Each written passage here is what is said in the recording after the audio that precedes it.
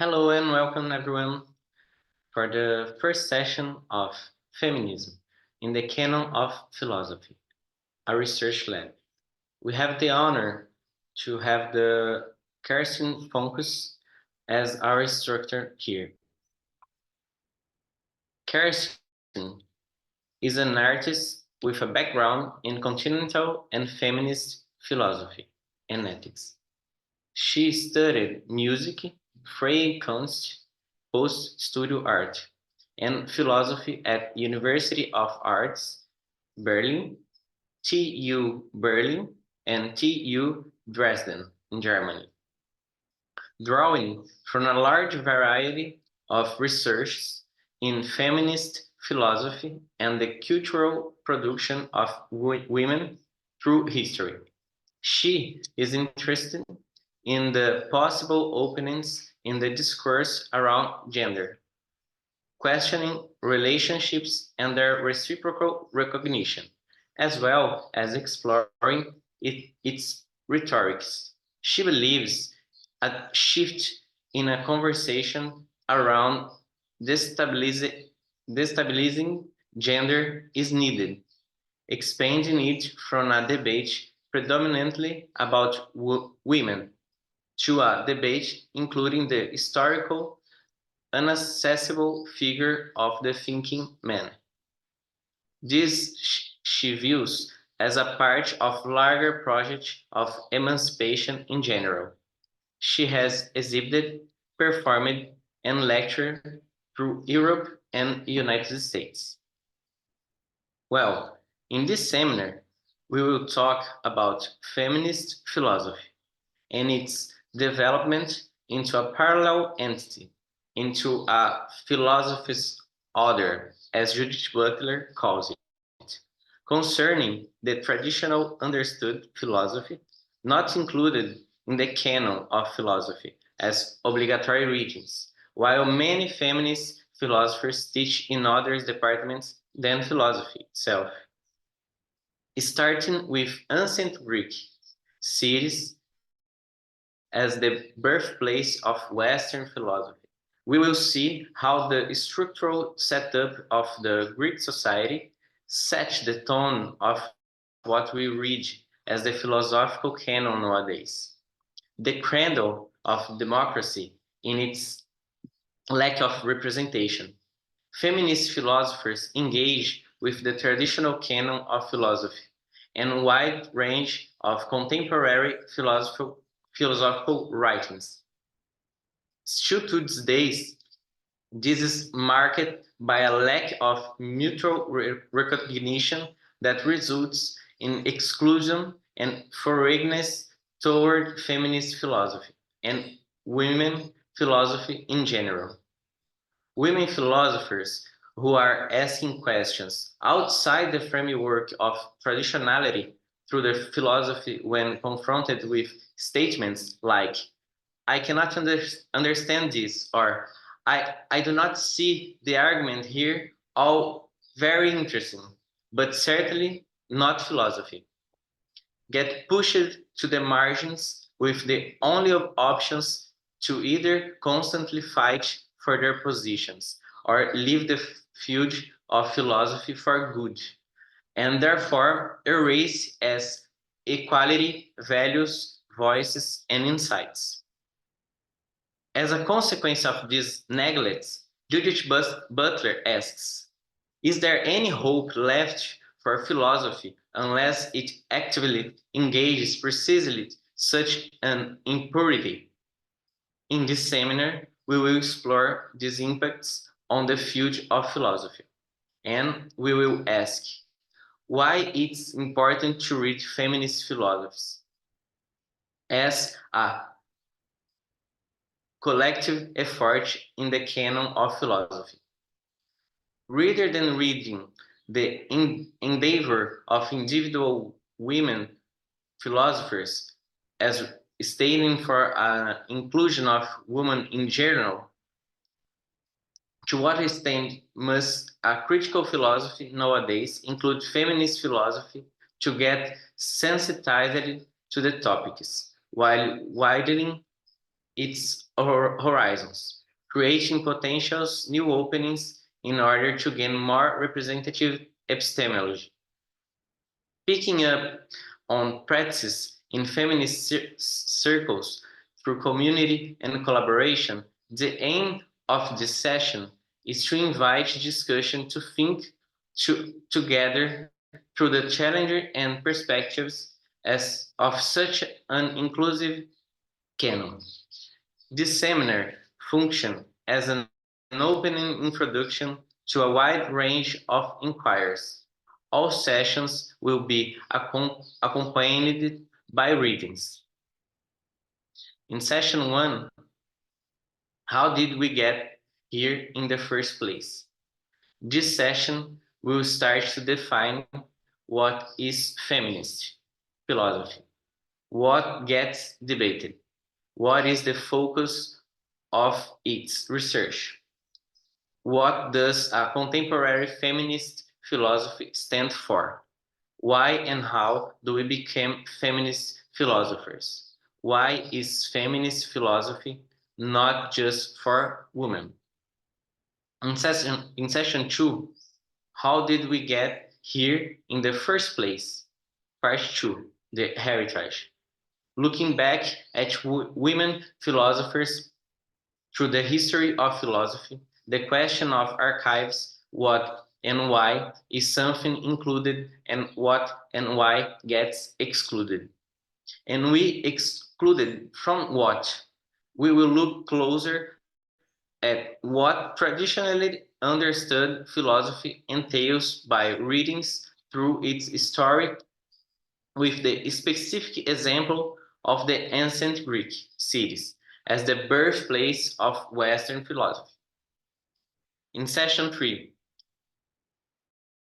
why is feminist philosophy kept out of the rooms of more institutionalized philosophy? Why did feminist philosophy develop it into its own entity, particularly over the course of the 20th century? In session 4, and the last, why it is important to include feminist philosophy. This question will be read along with the specific examples of Hedwig Dohm's critiques of Nietzsche. What are the struggle and what could be the gains of including feminist philosophy in the canonical reading of philosophy? Well, Kerstin, it's on you.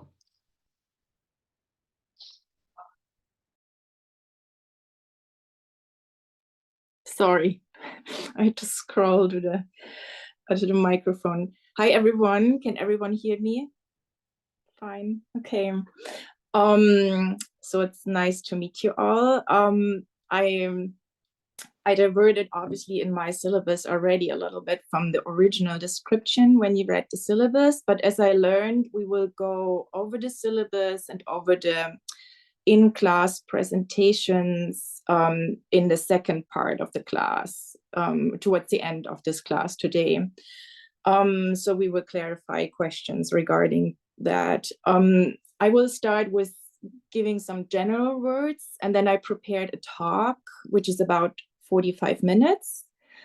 And after the talk, maybe we're going to do a short break, so you can all collect. Maybe we can reconsider this, and then I want to hear also from you. Okay, so I'm gonna start what I prepared. I want to start by reading 2 quotes. I will read them just to let them stand before I begin. The first one is from the back cover of the book Cut of the Real by Katerina Kolosova from 2014. On the one hand, Kolosova's book illuminates the value of speculative realism and object-oriented ontology for feminist theory, which in itself is an important achievement, seeing as certain figures with these traditions of speculative realism systematically dismiss feminist theory as unimportant. That was a quote from the magazine Hypatia. The other one is a provocation from the back cover of the book Females by Andrea Long-Chu from 2019. Everyone is female and everyone hates it. Given the amount of material we are dealing with, the seminar is more to be seen as getting a rough overview, or even more so, the process of collecting various materials and voices with regard to the debates reflected in the seminar's title, Feminism in the Canon of Philosophy, and Judith Butler's text, Can the Other of Philosophy Speak? ? We are only trying to scratch on the surface to flush out what the problem is that these sources are trying to address, why there is such a debate about the exclusion of certain voices from the Western philosophical canon to begin with, and even more so, whether or not these exclusions based on certain presuppositions, views held for extra philosophical reasons, the broader contexts, as the scholar on ancient philosophy Michael Frede calls them, whether or not these views have an impact on philosophy itself, the narrow philosophical thinking, and the forming of a philosophical canon respectively, as is there some sort of a concealed ideology or obscured origin? Should we factor these exclusions based on false beliefs and ignorances into our understanding of philosophy? Are these views, false beliefs, and ignorances reflected in philosophy? Is there something amiss, the blanket always too short, an obstacle we cannot therefore think beyond? Are there still, as Luce Irigaray asserts, insidious and potentially limiting influences of sexism in the discipline? And if so, what would the larger implications for philosophy be? What would need to be taken into account? A subject interrogating itself, looking into Western philosophy's own constitution, as Irigaray writes. Or are these exclusions, these ignorances, irrelevant to philosophy, since they are external to philosophy and subsequently have no impact on philosophical thinking? Do we have to make a distinction between the broader and narrower contexts? Is philosophy independent of extra philosophical reasons? Meaning we can move on, maybe being just a little bit more inclusive of different people now. Or is there then something inherent to Western philosophy that we keep dragging along with us, a seemingly unquestioned core, a concealed ideology being value-laden, perpetuating dominance, reinforcing epistemic violence and oppression without addressing these points, teetering on philosophy's poor foundations? Nonetheless, Western philosophy cannot solely claim the love of wisdom concerning topics like existence, reason, knowledge, value, mind, and language. People in all cultures throughout time and history have contemplated such questions, maybe without naming such undertakings philosophy, and therefore making no such distinctions. These questions remind me to a certain extent of the debates around Heidegger and the fights over how much his own domestic and political beliefs impacted his thought and philosophy, or rather were entangled and supported each other. And to this extent, also to Adorno's and Horkheimer's book, The Dialectic of Enlightenment, exploring the socio-psychological status quo that had been responsible for what the Frankfurt School considered the failure of the Enlightenment's entanglement and domination. And to which branch do these problems pertain, as Alasdair MacIntyre writes? Consider first of all the effect of changes in the academic division of labor. We now characteristically distinguish philosophical problems and inquiries from scientific or historical or theological problems and inquiries, but it has not always been so. How do philosophers relate to the history of their own discipline? We will talk about this more in the upcoming weeks. I want to say up front that I'm not an in-depth specialist in any of the particular materials used. I'm not a specialist in the history of philosophy and the creation of a philosophical canon. Neither am I a specialist in ancient Greece or in Luce Irigaray's or Judith Butler's work. I might have a feminist lens and an interest in reading all these materials through this lens, an interest in deciphering and understanding particular injustices, which I also experienced myself and subsequently started to witness all around me. I'm curious about how these injustices came to be, what are the reasons and connections between them. And of course, I have a deep desire to change these injustices, an approach which is hard to remove or undo now. Rather, it only can turn into something else, maybe something new. Here, we will have to draw on all our collective knowledge and readings together. In this respect, I don't want to teach this seminar in a solely lecture-based or frontal teaching style where I present all the material to you, ready to go, already chewed up and digested into a neat package. In any case, I'm not settled on any specific theory or a concept which I have to defend here. Although certain things I might agree with more than others, and certain things might be closer to me than others, but they are still debatable.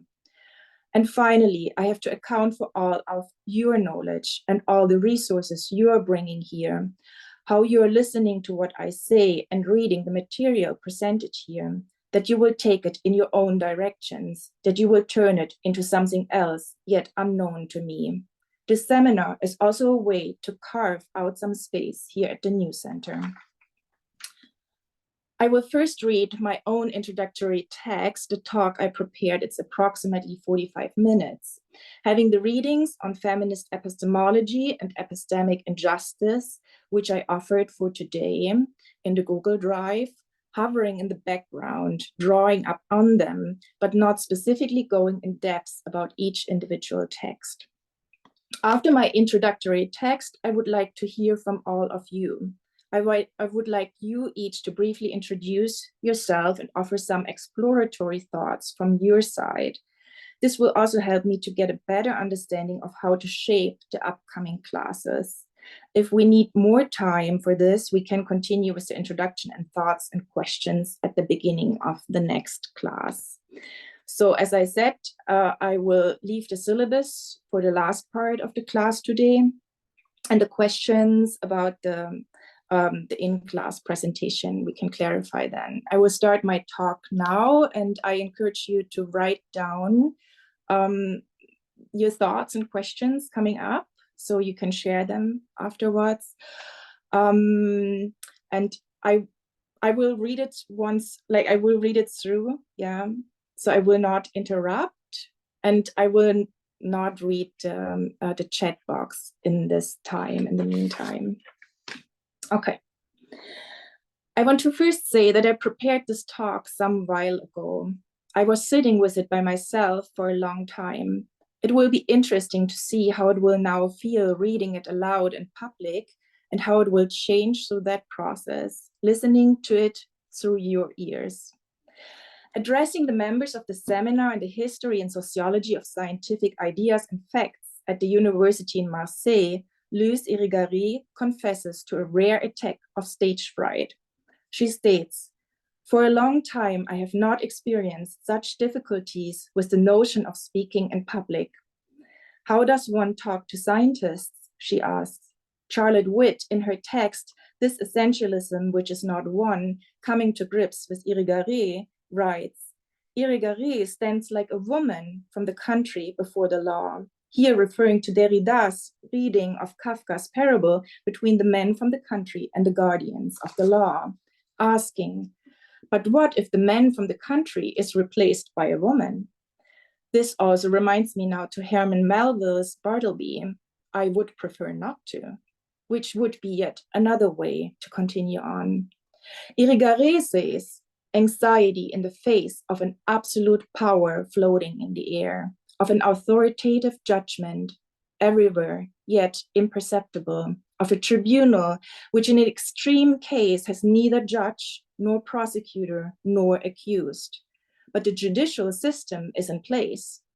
There's a truth here. There's a truth there to which one must submit without appeal, against which one can commit violations, unwillingly or unknowingly. The supreme instance is exercised against your will. It seems there is a network of things I'm personally dealing with here. The first one is with my own failure in life, the drowning in ever-expanding, uncontrollable, unorderly, chaotic materials, as Jack Halberstam writes in Low Theory, and knowledge from below, that sprouts like weeds among the disciplinary forms of knowledge, threatening always to overwhelm the cultivation and pruning of the intellect with mad plant life. The deep shame I felt and the punishment I experienced for not behaving according to the person who, or the system institution, which claimed authority in that given moment. Judith Butler writes in Performative Acts and Gender, discrete genders are part of what humanizes individuals within contemporary culture. Indeed, those who fail to do their gender right are regularly punished. I always wonder who could possibly be doing their gender right all the time. There seems to be quite a variable definition given each situation and circumstance. So it isn't even that when you know how to do it right in one situation, that it's right, that's the right way for another situation. But not just gender, knowledge as well, doing knowledge right, and how they go together, how the one owes itself to the other, having the right knowledge, the right way of knowing, and using that knowledge accordingly in an orderly and understandable manner to make oneself understood. There might lie one of the problems that I have to explain to the world how I came to be a failure, explaining something I might just be starting to understand in retrospect. And how can these thoughts be always orderly and understandable under all circumstances? So I already failed. It will always be a patchwork, a kaleidoscopic image, scattered fragments, which sometimes seem to fit together, but never all at once. So why am I even pretending? Jack Halberstam, in the Introduction to Law Theory and the Queer Art of Failure, writes, under certain circumstances, failing, losing, forgetting, unmaking, undoing, unbecoming, not knowing may in fact offer more creative, more cooperative, more surprising ways of being in the world. They can stand in contrast to the grim scenarios of success that depend upon trying and trying again. In fact, if success requires so much effort, then maybe failure is easier in the long run and offers different rewards. He continues, what kinds of rewards can failure offer us? Perhaps most obviously, failure allows us to escape the punishing norms that discipline behavior and manage human development with the goal of delivering us from unruly childhoods to orderly and predictable adulthoods. Failure preserves some of the wondrous anarchy of childhood and disturbs the supposedly clean boundaries between adults and children, winners and losers.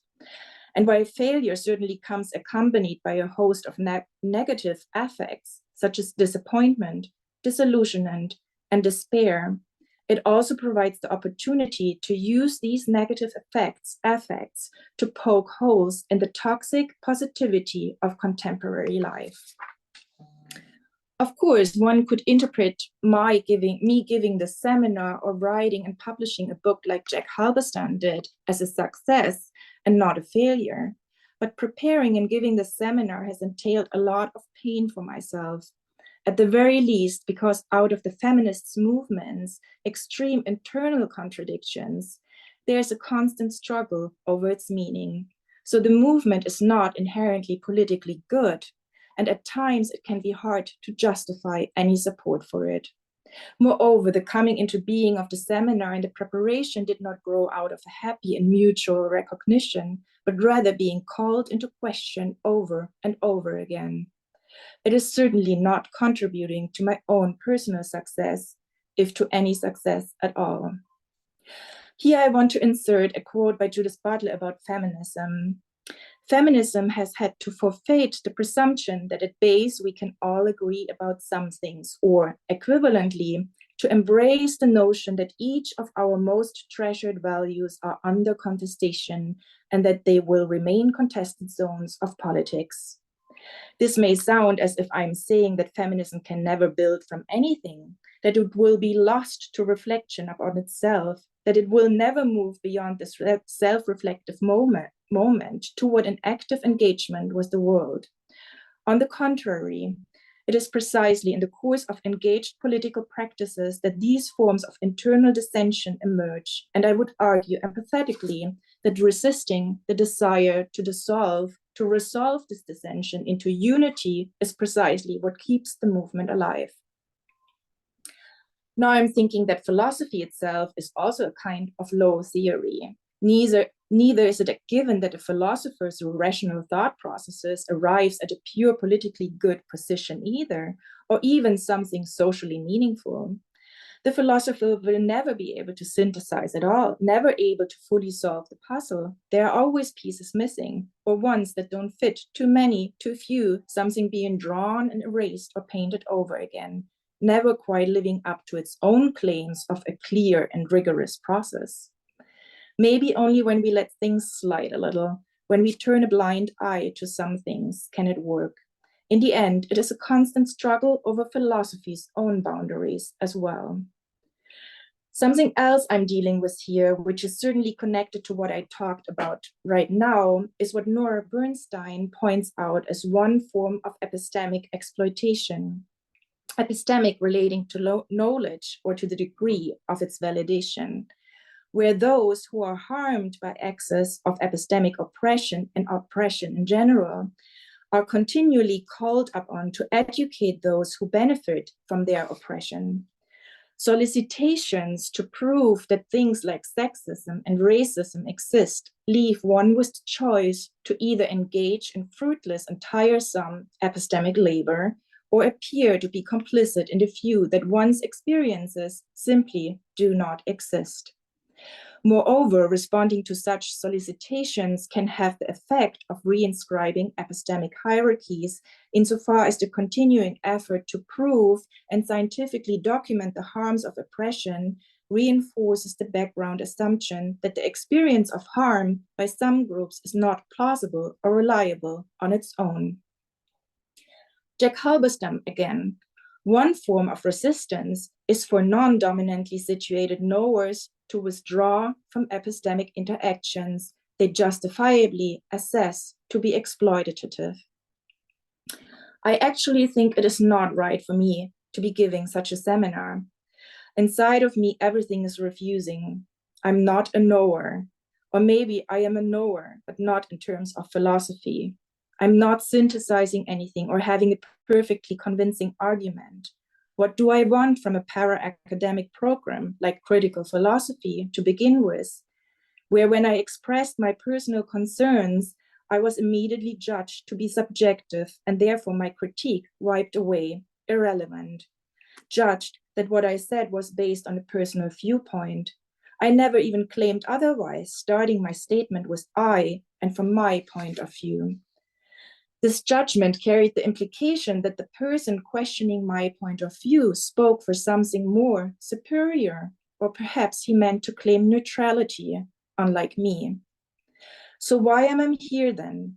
I had to ask myself this question many times. Why am I doing this? For what? Is it like a piece of candy so I feel settled? Is it a solicitation? I got asked to do this seminar. I suggested other ways of addressing these issues, but my suggestions were not taken into account. And I will, maybe, get paid $400 for giving this seminar, including all the before and after work, from which $150 New Center membership fee plus a transaction fee will be deducted. But I had to overcome other obstacles as well. So I'm certainly not doing the seminar for money, and neither for putting it on my resume. Maybe I'm doing this because I still have the hope that something could change. As I said, just scratching somewhere on the surface, making some space, at the very least, to bring some attention so that we can think in community about it. Certainly, I'm here to work through the things I already experienced many times in the past as well. Maybe I have to work myself through those experiences intellectually to make sense of what does not make sense, as Zaha Ahmed says.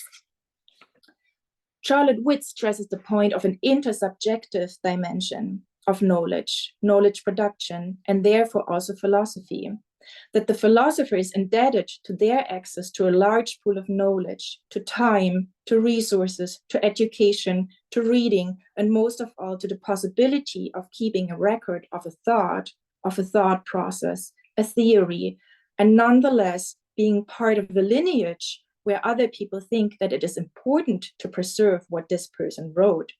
The single names which we are handed down to us are conglomerates of this intersubjective dimension, synthesized in one name. Here I'm thinking also about the article by Christian Mercer from 2015, Descartes' Debt to Teresa of Avila, or Why We Should Work on Women in the History of Philosophy.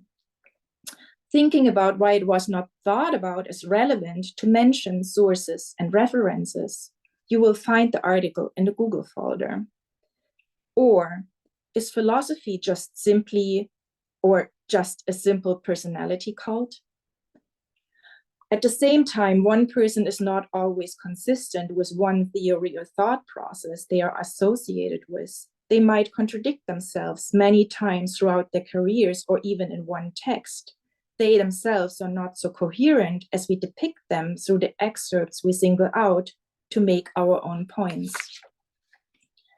In the early Middle Ages, the generally accepted notion in Western musicology is that the concept of ownership and authorship was completely foreign. Quote, most of the composers working during this time were working for the church. They had to question who owns a melody and who can really own a song. Because of this, we have many examples of music from this time, but very few composers' names to attach to them. Most are marked as anonymous, end quote. Not to mention all the music created outside of such institutional contexts, which were always a form of collaboration between people and lands without borders and multiple generations with no names attached. Another interesting side note, the earliest known recorded names ever were apparently Kushim, most likely referring to an accountant around 3400 BC in Mesopotamia, and the other was a slave owner, with the names of two of his slaves inscribed as well. So what am I specifically running up against here? Whose doors am I specifically banging on? Is it the authority of the great man, an authority which seems to remain intact regardless of time? But why? What is the seemingly untouchable core which I want to get to, which I want to dismantle, take apart, reveal to the world, to see in plain open light what it conceals, like the child in the emperor's new clothes?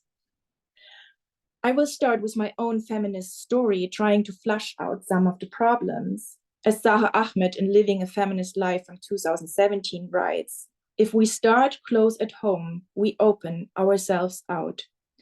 Luis Irigaray writes, I is sometimes truer than one or it, truer because it admits to its source. I do not simply control, I am also controlled. Hannah Arendt says, each time we talk about things that can be experienced only in privacy or intimacy, we bring them out into a sphere where they will assume a kind of reality which, their intensity notwithstanding, they never could have had before us of the reality of the world and ourselves. Experience of great bodily pain is at the same time the most private and least communicable of all. Arendt, in the public realm, the common. Ahmed continues, feminism begins with a sensation, with a sense of things. As the body is in contact with the world, something becomes sensational, a sensible reaction to the injustice of the world, which we might rule over these experiences. We might keep coming back to them because they do not make sense. In other words, we have to make sense of what does not make sense. There's an agency and life in this making. Here again, Arendt, bringing things into visibility, other groups of people who are not visible at all, giving them voices, bringing something new into the world, a potential which needs to be actualized as a space of becoming. This is where I will start, and I invite you all to contemplate your own thoughts coming up meanwhile as well, and hopefully share them with us in our conversations after my talk. Think about what resonates for you, or where there are dissonances, where there are overlaps, and where there are sticking points. and what might be the biggest intersection in all of it, if such a thing exists. There was a break, a rupture, a tear in my early 20s when I was studying at the university in a historically male-dominated field. I want to add, this is now some 25 years ago, and studying meant working at the same time in nighttime and weekend jobs.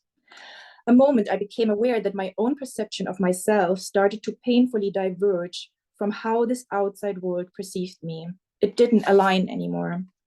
This misalignment, which was there all along, but which I happily ignored, which I daydreamed myself away from in order to survive. This was a moment in which I seemed to suddenly be two different persons, a friction which began first only as a feeling.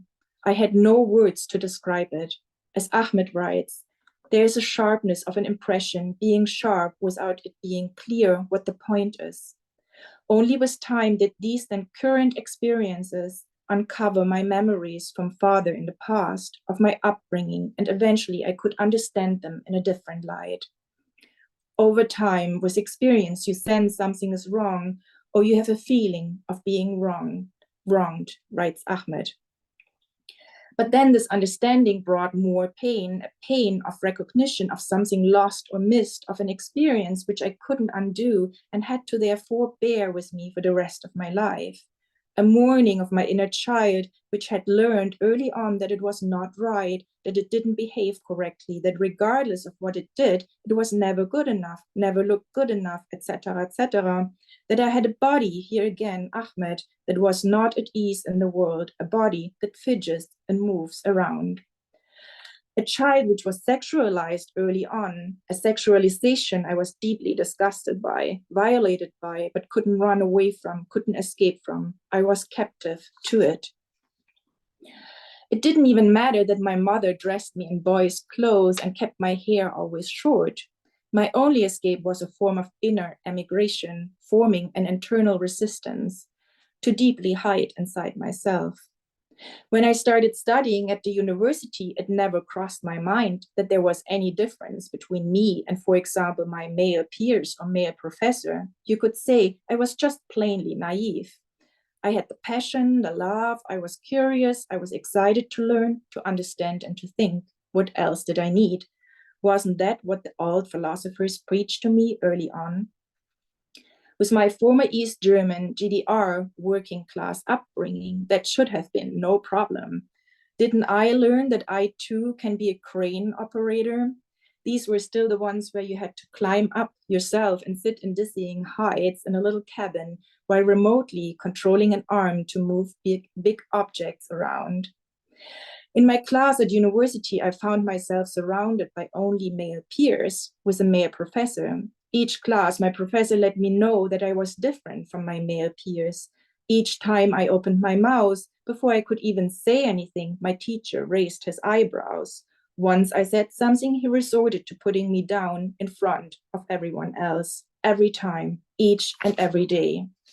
He always had a joke on his lips about these stupid women who now demanded something in the world. How laughable and ridiculous. And my male peers, for their part, if they couldn't agree on anything, hating each other deeply for their opinions and worldviews, they could at least agree on his jokes and on singling me out. I felt that I didn't belong. When the seminars continued in their after hours and everyone was sufficiently drunk, my male peers certainly wanted to hold my hand, and my professor wanted to kiss me. After some time, I reached out to the department head, also a man, who suggested a three-way conversation. I declined. I didn't want to be confronted with my teacher under such circumstances. Unfortunately, then we can do nothing for you. I had to leave the university. There was no alternative at that time. But after so many years studying, I grew silent in class. I became afraid to say a word. This also expressed itself in my physical appearance, where I was wearing colorful blouses and skirts when I started studying. I only wore dark colors, only baggy clothing when I left. I wore my hair razor short, chain smoked. I wanted to hide as much as possible to reduce the pain caused by this friction between myself and the outside world. None of my male peers had to bear any consequences from that situation. They could proceed without ever feeling any responsibility for themselves. They looked at me with their puppy dog eyes and couldn't understand why I was failing. It was just not their problem. They didn't need to become, they already were. They fully blamed me, and so did I. I felt deeply ashamed about myself. No one ever spoke out, an experience that left me feeling deeply alienated and a sufficient failure. That was one of the many times that I was told that my perspective, or actually rather my very existence, is subjective and therefore irrelevant. It felt like being erased from the world. Ahmed writes, individuals are encouraged and rewarded for participating in sexist culture. And you might participate in that banter because it is costly to not participate. And here I want to ask, whose problem is it really? Is it only in this case the individual woman's problem because she is the problem, the error in the experiment which has to be removed? Thank you, Josie, for that image. Therefore, it is only her task to think about it, to try to solve the problem, the puzzle, so she isn't the problem anymore. Or is it everyone's problem? Should everyone think about it? Whose responsibility is it? An older writer on an internet blog about what is it like to be a woman in philosophy with the subtitle Assault by 1,000 Paper Cuts writes, however, I was full of doubts and an ongoing sense of inadequacy that lingers many years later. My male colleagues to this day never exhibit any sense of doubt in their own competence in teaching or scholarship, but I'm always second-guessing my abilities and finding myself coming up short. Something else happened at the time. My beloved philosophers, my beloved writers, the great men, and my beloved movies didn't mention any of it. No one talked about my experiences. I started to feel that they all spoke to a group of people I didn't belong to. They didn't think about me. They didn't have my experiences. But their worldviews, their thinking, as I had learned, was universal. So they also spoke for me. That was the true friction. Something must have been deeply wrong with me, a message I had learned early on. I started to understand that most of what I had ever read and was made to read was written by men, mostly white men. The so-called great world literature, the always all-knowing philosophy. Of course, I hadn't recognized it before, since they always talked about women as well, but I didn't know that I always automatically identified with the male heroes, with the male perspective, with the male genius. It wasn't something I thought about, I just felt it. Their versions of a woman, not much else was to be had at the time. It wasn't widely accessible. Their version was not my version, or it was nothing I could relate to. It wasn't even anything that existed in my surroundings. Their version of a woman was non-existing. It could have as well been an empty box. But I understand that wouldn't have been pretty. And the hero was a hero out of good reason, made out of flesh and blood, taken from life. He was a deep thinker, wise, he wrote poetry, everything I wanted to do myself. So I was this male hero. I was thinking myself through this male hero. I believed I was the other, because I had to, because the other gave me the illusion that I too could participate in this world. And while I didn't quite align with these heroes, I shared for me back then enough superficial features to identify with him rather than with her, the empty, uninteresting, lifeless box. Still, I failed in my performance of the male hero in blouses and dresses. It didn't work. Frankly, I was not good at it either. In any case, the biggest friction for me was that of all of the sudden, I didn't feel spoken to anymore by my male heroes. I wasn't good as a woman and neither as a man. And that wasn't an intellectual decision. I felt it. I felt angry. I felt the rage. I wanted to never look at those books again. The language, the rhetoric, the emotions they carried, I had reactions to them like a post-traumatic stress disorder. I couldn't read them anymore. None of them talked about anything that I had experienced, was experiencing, and therefore none of them could capture the way I was thinking anymore. It was as if my brain had been rewired and started to use different pathways that my male heroes didn't know about.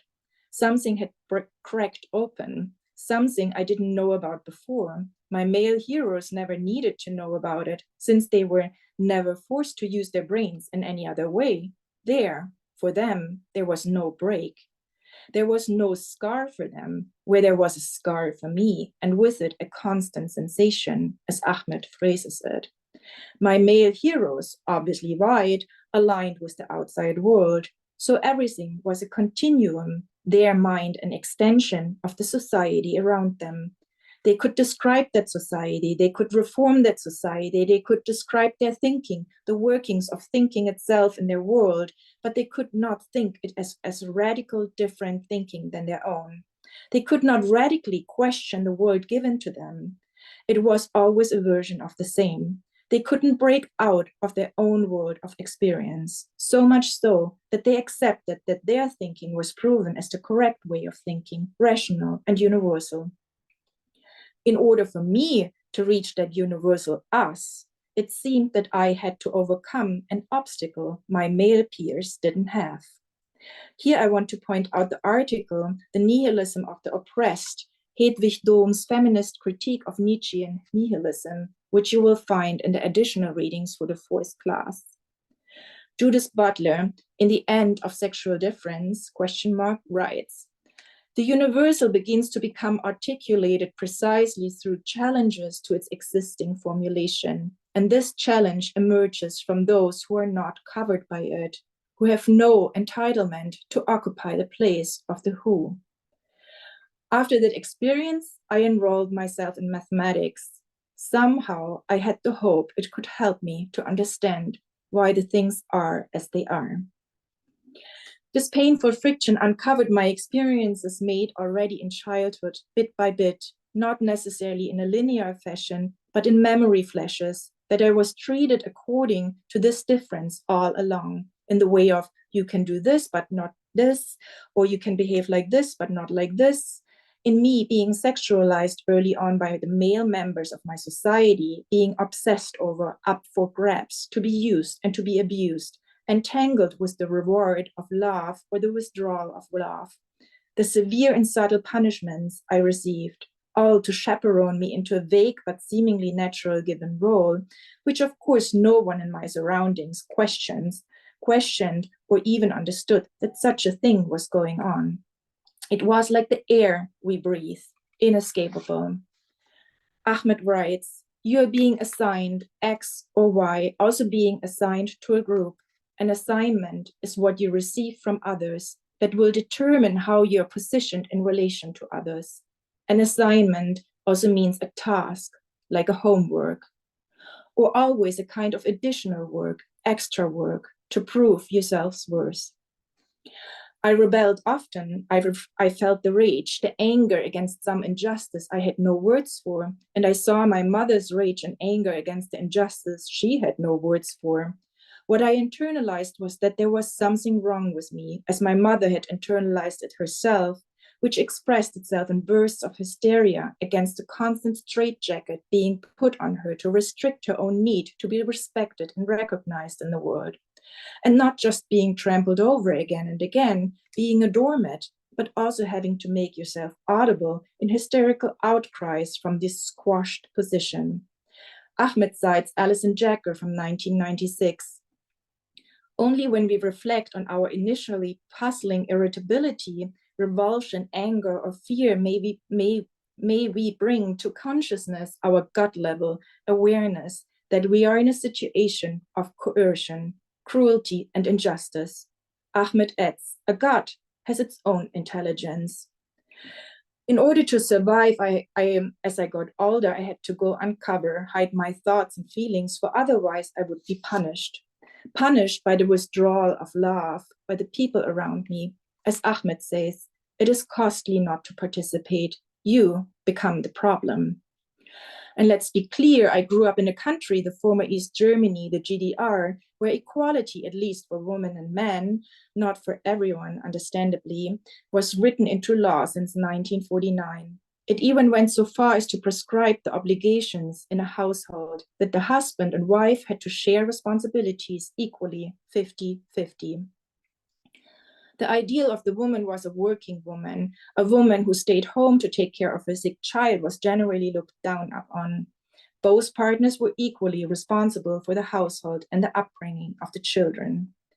But what it rather unearthed was maybe a form of, as Denise Candioti calls it, a masculinist restoration, or an inserting of male dominance through other means than the law. The Minister of Justice, Hilde Benjamin, stated at the Seminar for Women at the Central Committee of the leading party in 1958, the equality of women in a family is particularly difficult to realize because the most persistent backwardness or backlogs in consciousness needs to be overcome. In 1972, the GDR fully granted the right to abortion without forced legal counseling beforehand. All women were eligible to receive the birth control pill at no charge. Divorce rates were always around 10% higher than in the West Germany, rapidly increasing from the 1970s onward and hovering around 30% and above. All that was expected of a woman was to keep up with reproduction, producing the next generation of workers, regardless of any pain they felt, and at the same time being a good functioning member of the worker state. So, what were these persistent backlogs still operating in our consciousness that needed to be overcome to achieve the full equality between the genders that the Minister of Justice in the former GDR spoke about? Dennis Candioti again. The world where a narrow urban elite could lead parallel lives while a large rural hinterland eked out its separate existence has gone, and with it a type of patriarchy that it underwrote. So what came in its place? What was it that we were witnessing? Candioti. In this perspective, new patterns of violence against women can no longer be explained with reference to some assumed routine functioning of patriarchy, but point to its threatened demise at a point in time when notions of male dominance and female subordination are no longer securely hegemonic. She continues, I contend that the new phenomenon I call masculinist restoration comes into play at the point when patriarchy as usual is no longer fully secure and requires higher levels of coercion to ensure its reproduction. Here another side note, as another take on what we are witnessing instead of the good old patriarchy, which might have been only true for a narrow urban elite to begin with, as Candioti points out, the patriarch handing down the entitlement to control to the people who are more alike him. Paul Verhege in Narcissus and Mourning, The Disappearance of Patriarchy, speaks of a system of the big brother, of the likes and don't likes, replacing that form of entitlement, resulting in a voluntary obedience based on fear of exclusion for everyone. But the workings of dominance, oppression, and submission don't necessarily change. And regardless, the old biases don't disappear automatically with it. Coming back to the former East Germany, GDR, as the former minister explained, at home, men just behave however they want to. And I was witness to that, not just in my household, but also from my best friends, my neighbors, the people who lived in the apartment below us, and the people next to them, and the whole apartment building, and the whole typical East German prefab 1970s apartment complex. In the end, everybody was screaming, men and women alike. Mothers started screaming at their children. Fathers anyway screamed at their children and hit them because they were just the next rung down from everyone. Bottled up aggression.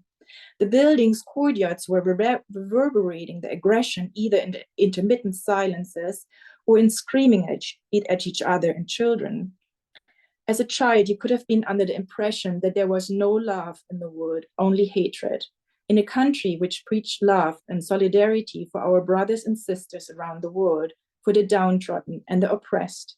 But this hatred, these wars always started between a man and a woman, where the woman who worked equally to the man, whose children were taken care of by the state in full-day kindergartens and schools, these women had to fight her way through to be heard and seen as equal in the relationship and in society.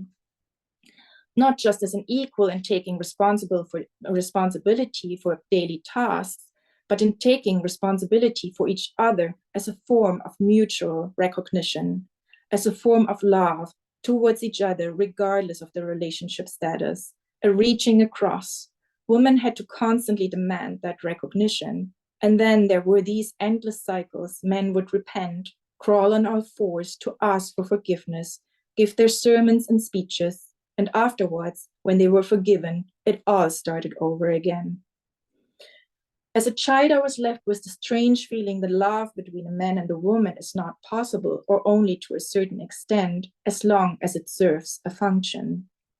What all these novels, movies, and songs written by men tried to convey to me, romance and love, I felt as a child, were truly only fairy tales. Or at best, they have to be struggled over, fought for, and often lost. As Nina Simone so poignantly sings to in her bitter, commenting interpretation of the song, feelings, nothing more than feelings, feelings of love. She declares, and you know what a shame that you have to write a song like that. I'm not making fun of the men. I don't believe the conditions that produced the situation that demanded a song like that. New tales would need to be written with different dreams and forms of relationships to be aspired for than the old ones. I want to stop here for now. Of course, I could now go on and on, many more things to tell, culminating maybe in my own horrific experience of having to have a late-term abortion in the United States, and with it getting firsthand insight into the topic of reproductive justice, what it entails and how populations get controlled through it. What I wanted to sketch out with the small telling of my own story is to point to something that I mentioned in the beginning, as Zaha Ahmed writes about how we may come to be feminists through our own experiences, through a sharpness of an impression, being sharp without it being clear what the point is.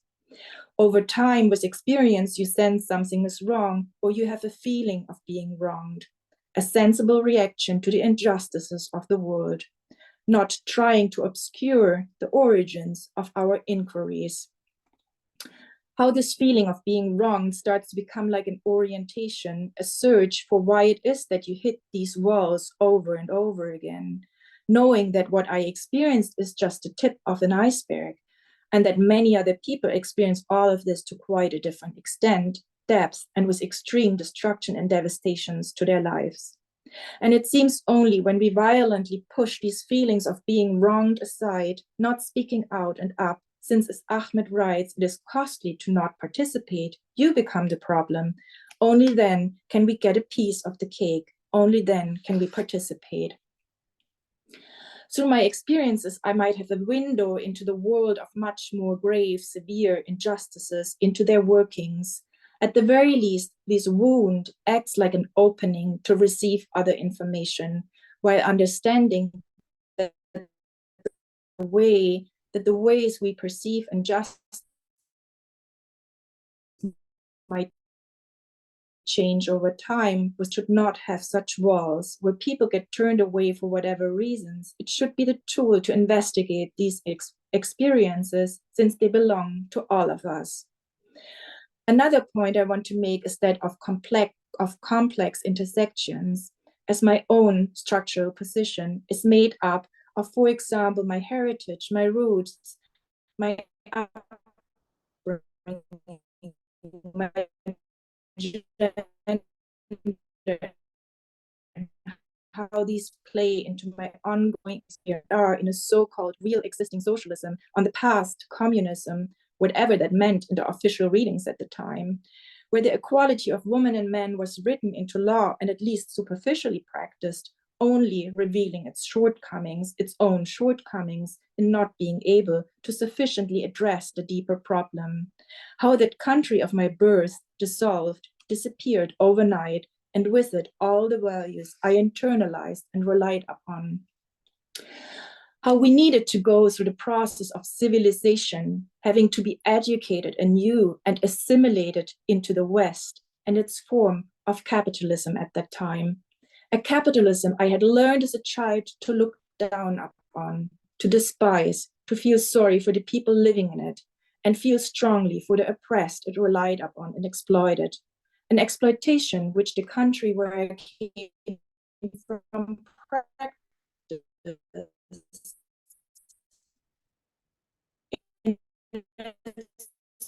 own version as well, kind of uprootedness over and over again, constantly being on the move, a kind of floating around. Here I want to finish by reading the Wikipedia article on the term hierarchy, stressing again the point of a structural position from where I am speaking from. In feminist theory, hierarchy is a social system or a set of connecting social systems built around domination, oppression, and submission. The word was coined by Elisabeth Schüssler-Fiorenza in 1992 to describe her theory of interconnected, interacting, and self-extending systems of domination and submission, in which a single individual might be oppressed in some relationships and privileged in others. It is an intersectional extension of the idea of patriarchy beyond gender. Hierarchy encompasses sexism, racism, ableism, ageism, anti-Semitism, Islamophobia, anti-Catholicism, homophobia, transphobia, fatphobia, classicism, xenophobia, economic injustice, the prison-industrial complex, colonialism, militarism, ethnocentrism, speciesism, linguicism, and other forms of dominating hierarchies in which the subordination of one person or group to another is internalized and institutionalized. Okay, this was my talk. Savi, should we maybe have a 5-minute break?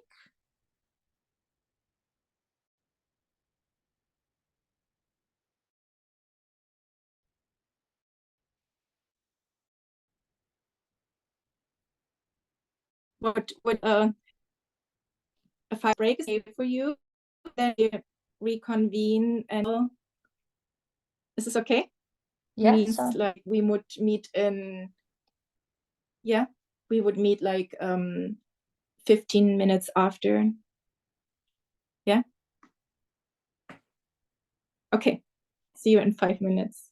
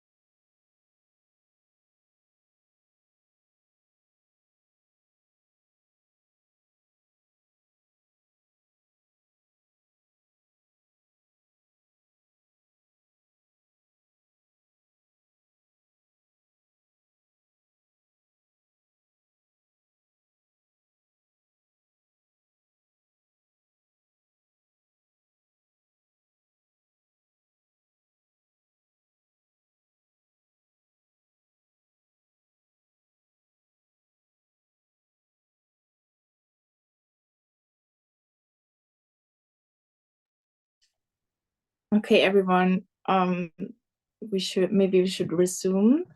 I saw in the chat that there was some problem with the audio. Was this throughout the whole talk, or?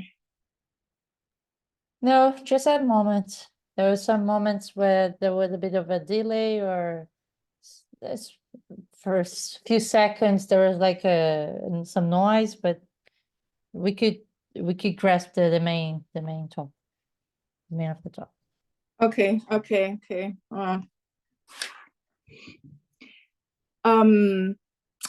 So okay, I would like to hear now a little bit from you.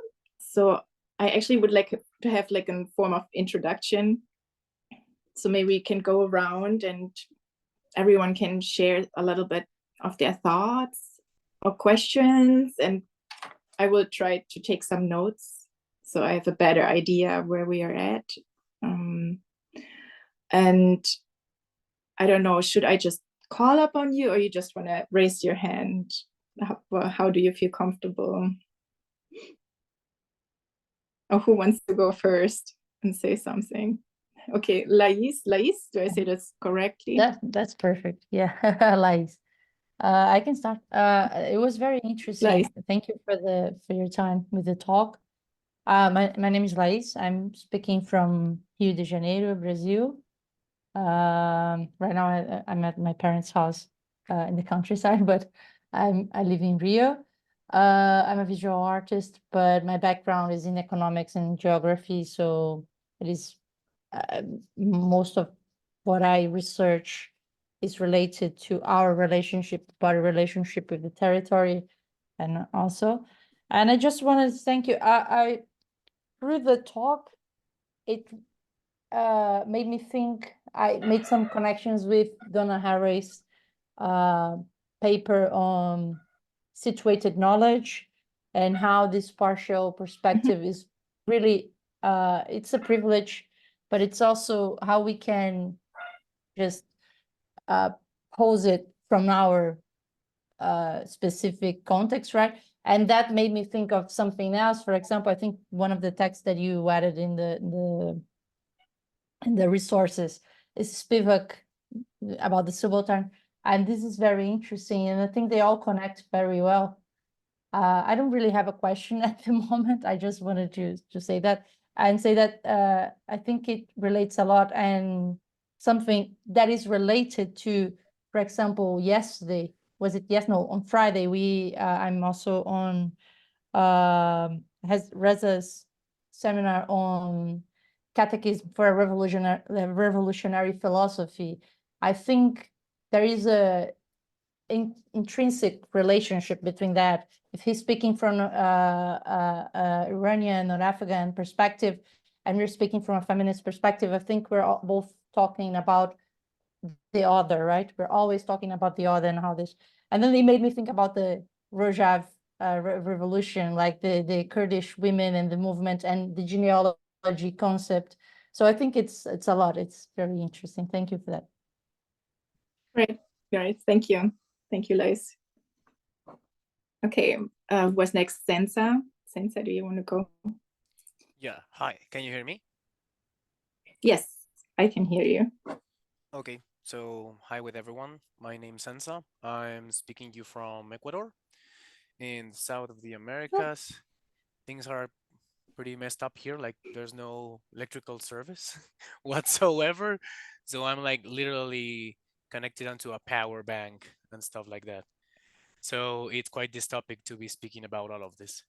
Sometimes it feels like quite quote unquote superficial, but nonetheless, superficiality is rather important. Specifically when it comes to feminist matters, I'm deeply interested. Well, I like to do music. I play in bands. I do tours. I like to do perfumes and stuff like that, like aroma and senses, which are not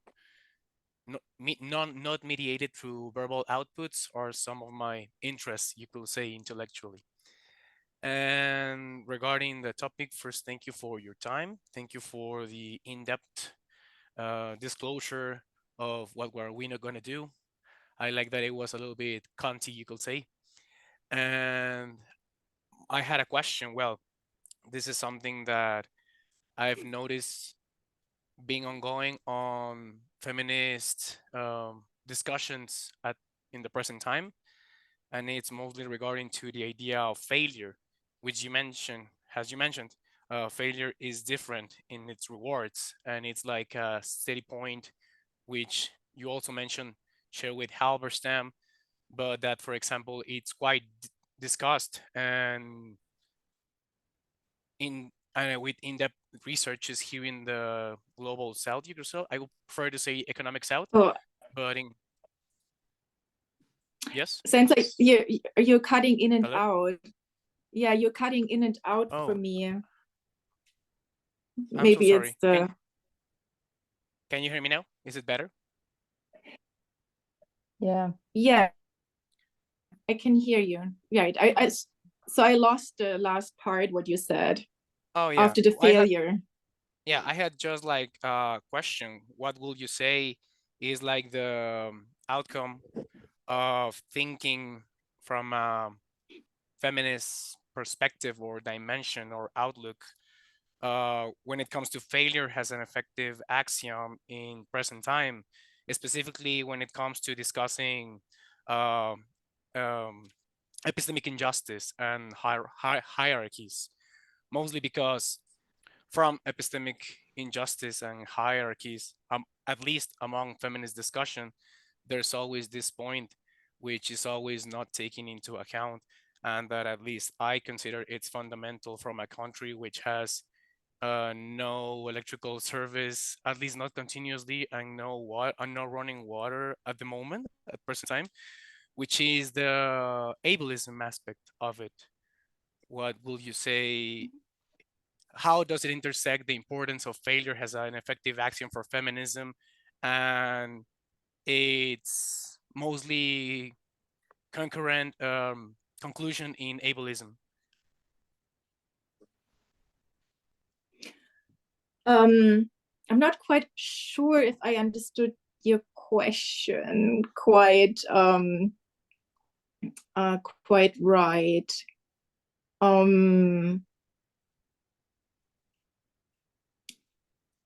Do you have another way to frame it, or like I don't really know. I mean, maybe it's a silly question. I mean, you mean like maybe it's not phrased in the correctly. form of like, right? Do you mean like ableism in the form of having access to something, Yeah, as you speak like about the yeah, mostly taking into context what we are mentioning, like this approach to knowledge, to philosophy, to the way in which we can right. validate or avow certain types of knowledge and access to it, which tends to have like this intellectual barrier. And I do think that if we consider this barrier, maybe the importance of failure as a starting point in present day feminism, it's something which needs to be reevaluated. That's why I like to know your perspective among the way in which these two things on present time feminism discussion, or at least critical feminism, tend to abroad. How can they relate positively instead of ending up in ableism? Right. Can I keep your question for the moment aside and yeah, sure. think about how I will address it, or if it will maybe address it in itself already through the class and through the readings. Yeah. Mm-hmm. Okay. Yes. Thank you, Sansa. I don't know who was next, Peggy, maybe, or Niam, I'm not sure. Well, I'll go and then Niam can go since we know each other. That's okay. Peggy, you have to unmute. I'm sorry. You can't hear me? Yes, now I can hear you. Yes. Okay, I think I was in the middle of turning on my sound. I want to thank you for being so very honest about your experience. within the institutions that you had to deal with, or we all have to deal with. I wrote about this when I applied for the school, about the fact that I have spent my whole life taking care of other people, and that is my role to do because of being a female. So it doesn't matter if I raised a child by myself, or I had a husband that was disabled for 20 years, or I had to take care of my parents when they were dying. That's something that you just have to do. And that's part of this expectation. And, you know, that borderline of interior home to the exterior outward. And you made me think of this really strange little piece of writing that I read when I was I have quite a few degrees in English literature, called Marjorie Kemp, the book of Marjorie Kemp. And she is middle ages. She talks about how she just doesn't want to have any more children. She's had 13 or 14 or something with her husband. So she goes to the archbishop and says that she wants to become a nun, so she can't have sex with her husband anymore or live with her husband anymore. And she talks about her experience. But at the end of this, he gets ill and becomes old, and she has to go back and take care of him. So I just think it's interesting. You know, and I realize that's probably where I have spent most of my life, is in trying to subvert the system in one way or the other, not really seeing it as failure or coming up against it, but just trying to subvert it. So I've taken a really quiet pathway rather than something that's much more honest, or much more honest. So thank you. And I'll be Thank back. you, Peggy. I mean, I put also in the additional readings for today, there was also like parts about the care industry, or like care work in general. I don't know if you saw that, but thank you for sharing, Peggy. Niam. Hi, thanks very much, Kerstin, for such a frank, talk, and for all that you shared with us.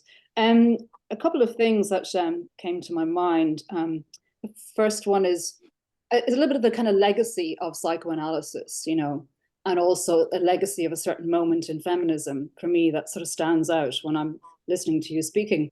The first one is like Freud is the father of psychoanalysis, and his kind of cutting his cloth on the case with Dora, and where it's about decoding what is encoded in her symbolic, sign, or symbolic language of no. That for him, no just can't really mean no. It is a negative that represents a repression, and it's a repression for a desire to be dominated. And it's actually like her refusal that he cannot accept.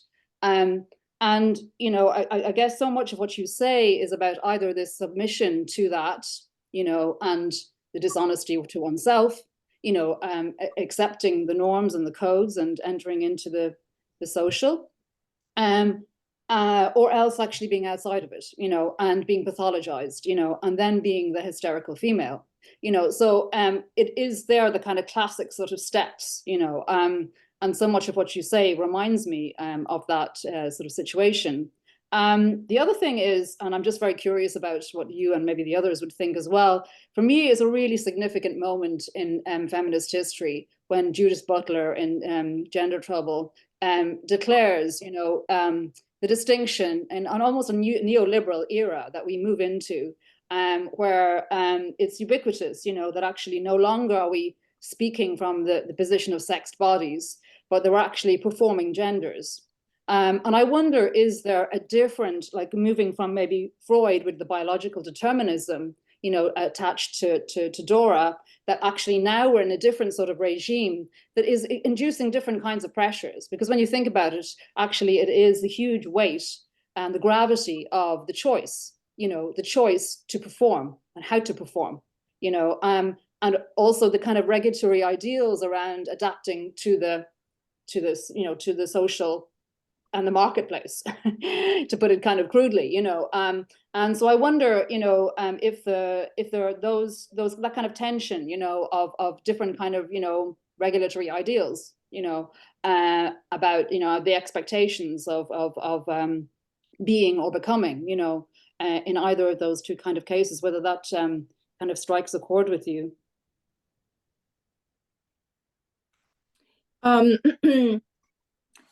I mean, so I spoke in my talk also to this text from Paul Verhege about Narcissus and mourning. I'm not sure if you're hinting on something like this, where it speaks about like this, like patriarchy is there's no patriarchy in place anymore. What are we dealing with now? You know, so, and where he suggests this form of like the system of Big Brother, of the likes and don't likes, yeah. And if we don't participate in it, like it's an obedience to exclusion, to be included or excluded.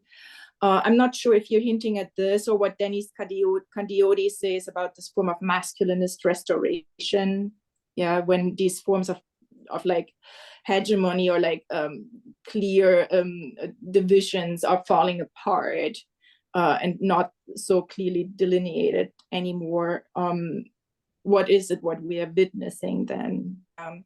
But I think, like where I said, like, I don't think these forms of domination, subordination, oppression didn't go anywhere. They're still the same, yeah, but they're now expressed maybe in different ways.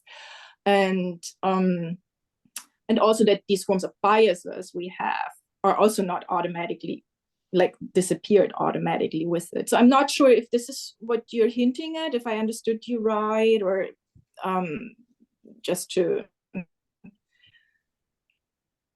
Yeah, I think I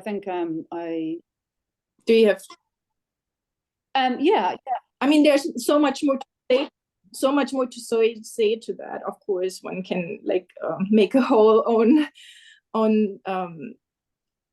own seminar, own thought process only around that, what we are dealing with now. And of course, I mean, where do we talk to? Is we are talking to, you know, the Western Northern Hemisphere, to the society we live here in. You know, I cannot speak for other societies or systems and structures, you know. So yeah, I mean, I guess, yeah, sure. Some of it might kind of intersect, although this is probably going off on a tangent, like the difference between Foucault's disciplinary society, you know, and the control society. So where the disciplinary society is very much about a binary, you know, logic of inside or outside.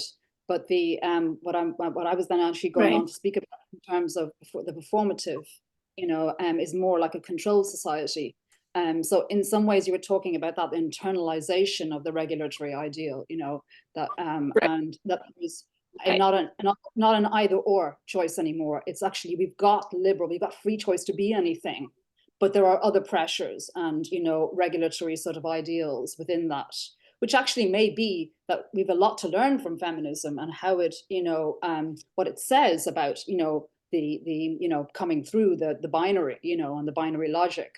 But maybe that there's something we share from that, but then actually maybe we're in a different, I think perhaps we're in a different terrain now. That's my kind of my thinking. Yeah. Right. Yeah, thank you. I mean, that's definitely like a large topic in itself and very interesting to follow through. Absolutely. Thank you, Nia. Yeah, thanks. I think Lucas. Hello, Kerstin. Hello, everyone. I'm speaking from Brazil as well. Not a place as cool as Rio de Janeiro, but still. And, well, I'm a student of philosophy. I study mainly accelerationism, the work of Land and Heza. And, well, I think that nowadays, especially nowadays, any philosophy that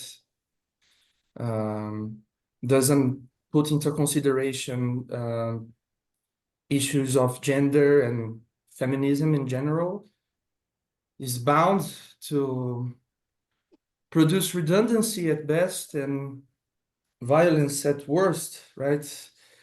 And I think that what Lais said she had a glimpse of on Heza's first session of his new seminar, that there is, of course, some sort of alignment in this sort of different perspective that is being introduced in both spaces, yes, that's absolutely the case, right? And in fact, the first seminar Hesa gave this year, right, the desert seminar, we finished it by like aiming at some sort of Islamo-feminist communism, right? Which is this sort of impossible object.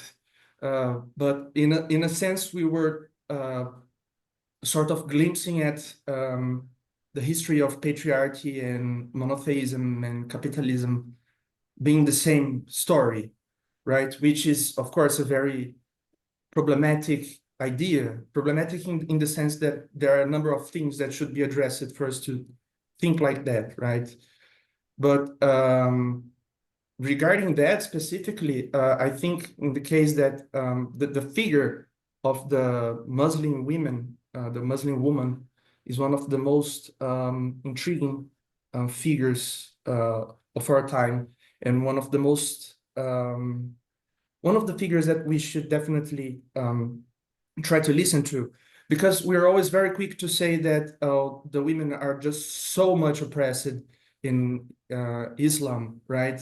And that, of course, it's impossible that any of those women are part of that because they want to, it's an absolute removal of agency of Muslim women. We're not even able to try to comprehend how can it be that a woman is a Muslim, right? And yeah, in the desert seminar, there was a session, right? I think it was the 5th session, which you presented, right, Kerstin? And it was very intense in the sense that what had been so far a very theoretical and abstract seminar suddenly became very real, you know, and we could feel the actual reality of what we were talking about. And I believe that probably have more of that here. And as I said, this is maybe one of the first seminars on feminism that has happened in the new century in a while, right? So I think it's very important to be here. Yeah. Right. Thank you, Lucas.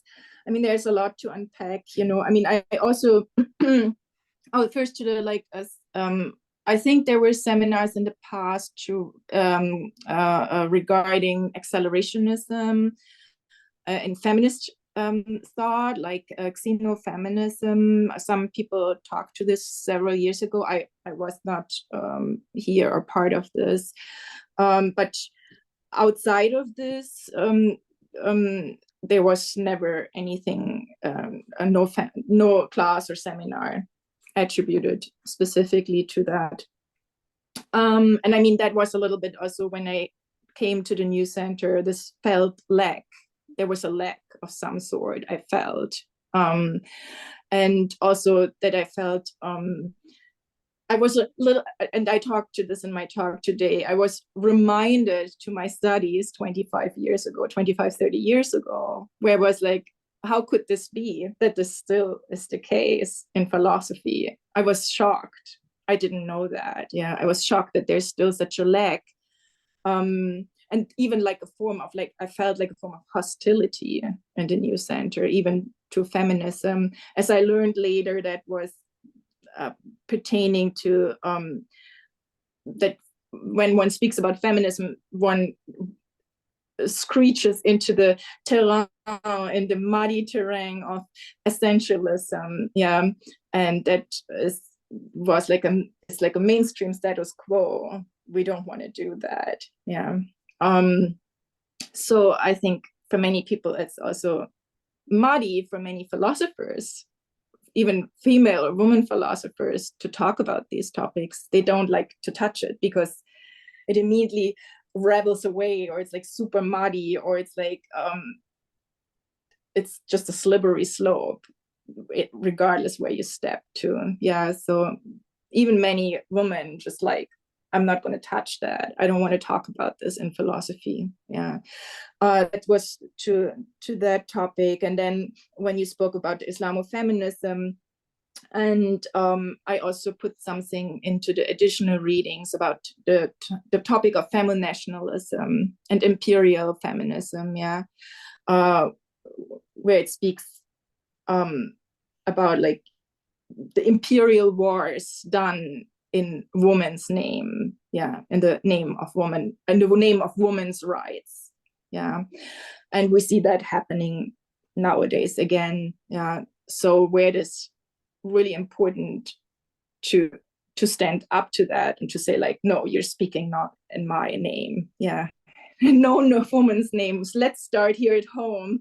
Let's start to talk about what's going on, how that misogyny and the sexism expresses itself in our society, still in our at home society. And then you're like going out there in our name, yeah, while mistreating us ourselves here at home. So yeah, it's absolutely outrageous. And when you speak to the Muslim woman, I mean, to think in such terms, it's just absolutely outrageous, and just says more about our own society's backwardness, yeah, Western society's backwardness, and not even backwardness, but like completely derailed thinking, yeah, really questions the thinking of these societies,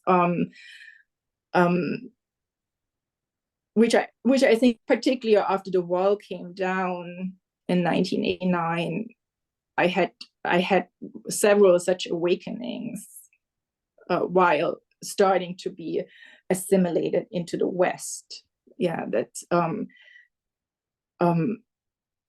I could not understand what was how these people thought, yeah. Anyway, so that was to that. And then to the topic of patriarchy, what you brought up, and I spoke about this, I mean, and Niam also briefly mentioned that, you know, I mean, are these really the words we can still deal with today? Is this really describing anything, you know? And I would say not, you know, and like that's what Schissler brings in, for example. The hierarchy is one way, you know, or like other analytic feminists describing it through like structures of power, like taking power structures apart, you know, not in terms of patriarchy, because I think the term doesn't really grasp it really anymore, if it ever did, yeah. That's also to question, because even the hierarchy term comes from like ancient Greece, Athens, yeah. So okay, thank you, Lucas. So who's next? Shelley. Thank you for I'm reading. really excited after hearing everybody's introductions, because all of my artwork grapples with all of these topics. So I do like my thesis for the new center is coming up in March, and I'm doing a project where I all my research is about AI, but it's about the linguistic basis of belonging. So I've kind of discovered from my theoretical perspective that artificial intelligence is associative intelligence, which is akin to autistic intelligence. And then I've also so it's like disability justice related, feminism related, and it's also kind of breaking down the binary. And I wrote a piece that was published in the Massachusetts Review for, it's called Also Reality, and it deals with the linguistics of and conjunctions and either or conjunctions. And they published part of it on the New Center website after they edited it and made it sound less narrative because it's creative nonfiction. And but I feel like I'm doing my work in art and design from a place of extreme privilege, because I did experience a lot of like stuff from the institution in regards to this, and I took myself out of the subject. Like I'm not in no way is my work accountable to an institution for approval. So like I made it so that I work from home in the tech industry, and then I do my art and my philosophy on the side, which is like what I had to do my work, because like my work was just hitting up against everybody who was older established and traditional, and they did not like it. And it was not a fight I was willing to engage in. And so I chose kind of like a professional sort of sovereignty over like fighting for that belonging. And a lot of that has to do with my background as a Mormon woman. So I knew that like I'd already fought that fight, losing battle long enough with Mormonism, and I wasn't going to fight it in a liberal institution. So I have a lot of respect for people who stay in the institution and like do that work, but it's not for me. But yeah, so yeah, like yeah. And but yeah, like it's a war. It's like a whole thing in the institution to get this work like elevated, because it's seen as like, it's almost like stigmatized. If you experience trauma in no other field, are you not the expert witness to your lived experience? So like, but for feminist theory, it's like, oh, you experience trauma, therefore you're not the expert witness to your own experience.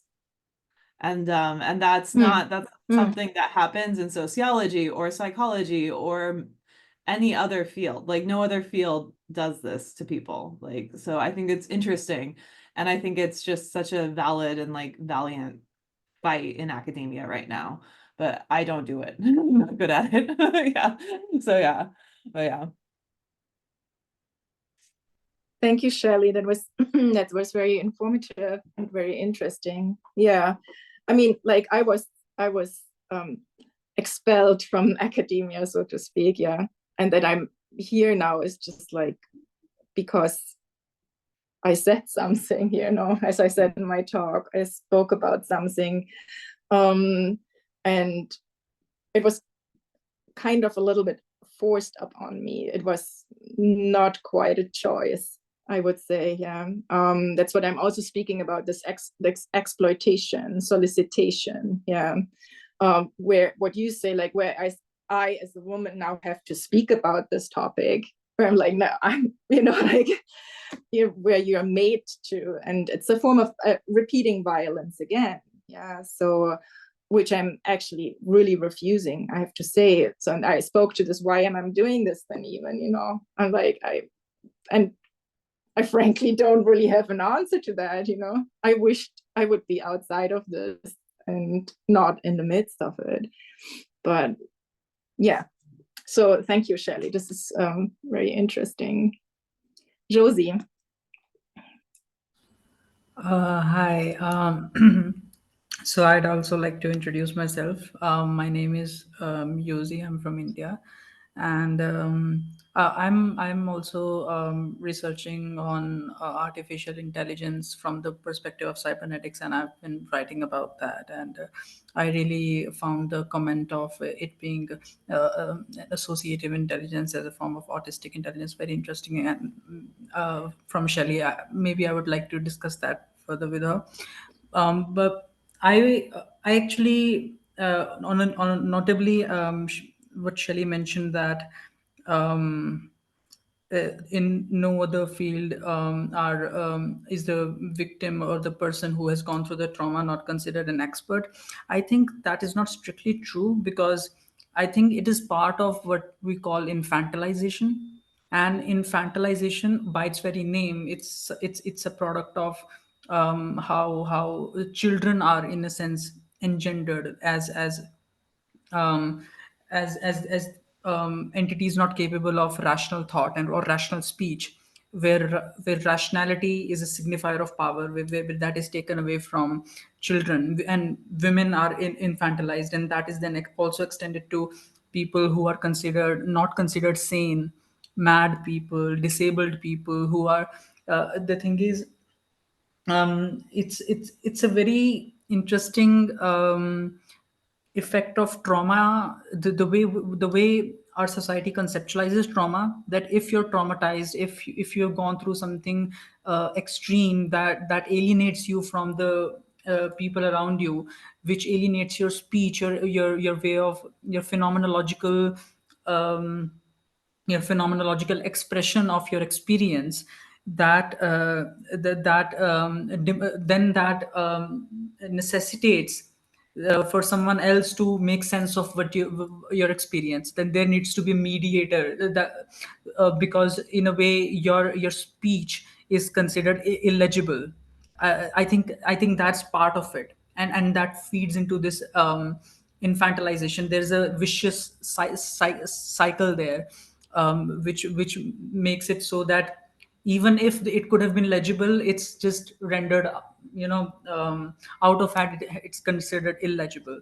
So that's my thought regarding to that.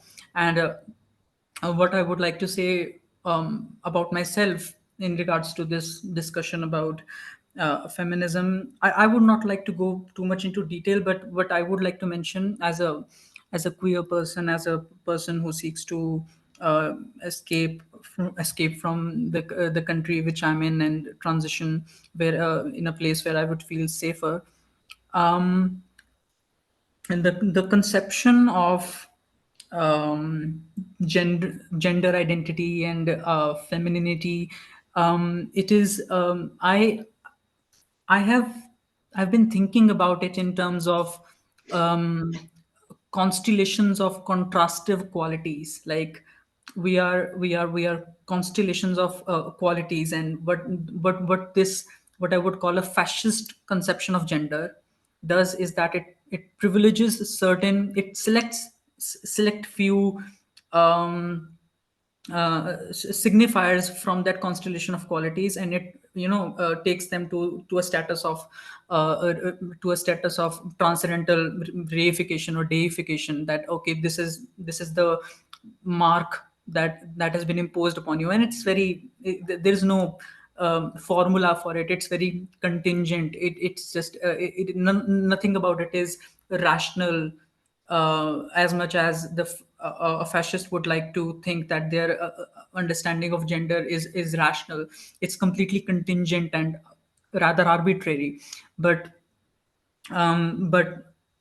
in all of us, as Kerstin, I'm sorry, Kerstin said that all of us are women, and we hate it in the sense that all of us are constellation of those qualities, and that constellation does not really box into that fascist imagination. So it's suffocating for all of us, because the conception of that matrix itself is so unidimensional, so to say. And then existence itself becomes a rebellion, and it's not even a rebellion where you're in resonance with the structure which binds you. It's a structure which refuses to enter into a resonance with you. It's a structure which refuses to enter a mode of constructive interference with you. It just refuses to budge. And so the it's upon you to adjust rather. So I think these are my thoughts about it for now.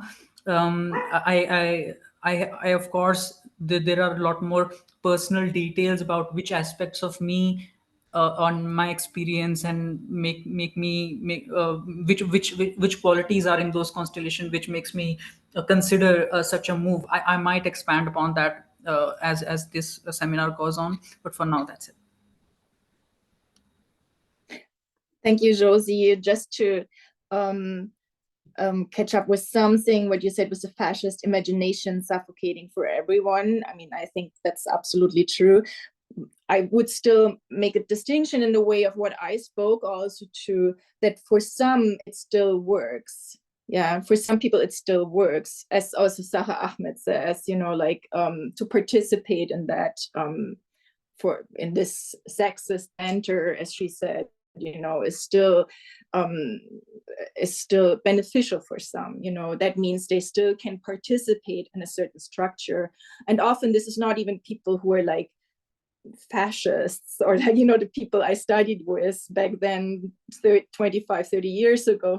I wouldn't call them fascists or anything, but they still participated in some form of structure which was more beneficial to them than for me in this moment. Yeah. So I just wanted to how do you say it? Like, say something to it. Yeah. Thank you, Josie. And then Rolien. Hey, my name is Rolien. I'm from Amsterdam, but I'm calling in from. Rolien. Yeah, that's okay. It's for some reason in any other language than Dutch, it's unpronounceable.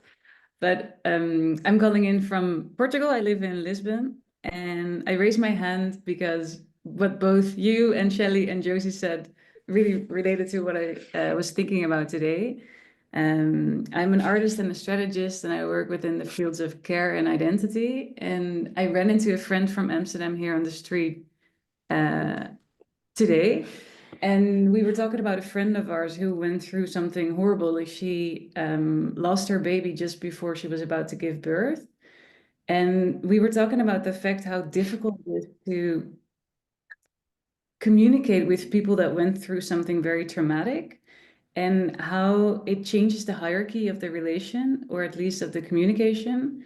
And I lost my mom when I was quite young. I was 20, and I also experienced it from the other side. So how it changes your relationships, or how people find it very awkward to relate to you because in some way you're not allowed to say anything about somebody else's heavy experience. And I'm very interested in that and how that works, and how also it is for men to talk about things that we talk about in this seminar. And I personally really enjoy being a woman. I also really enjoy researching what it means to be a woman and to fight for all the things that feel unjustified.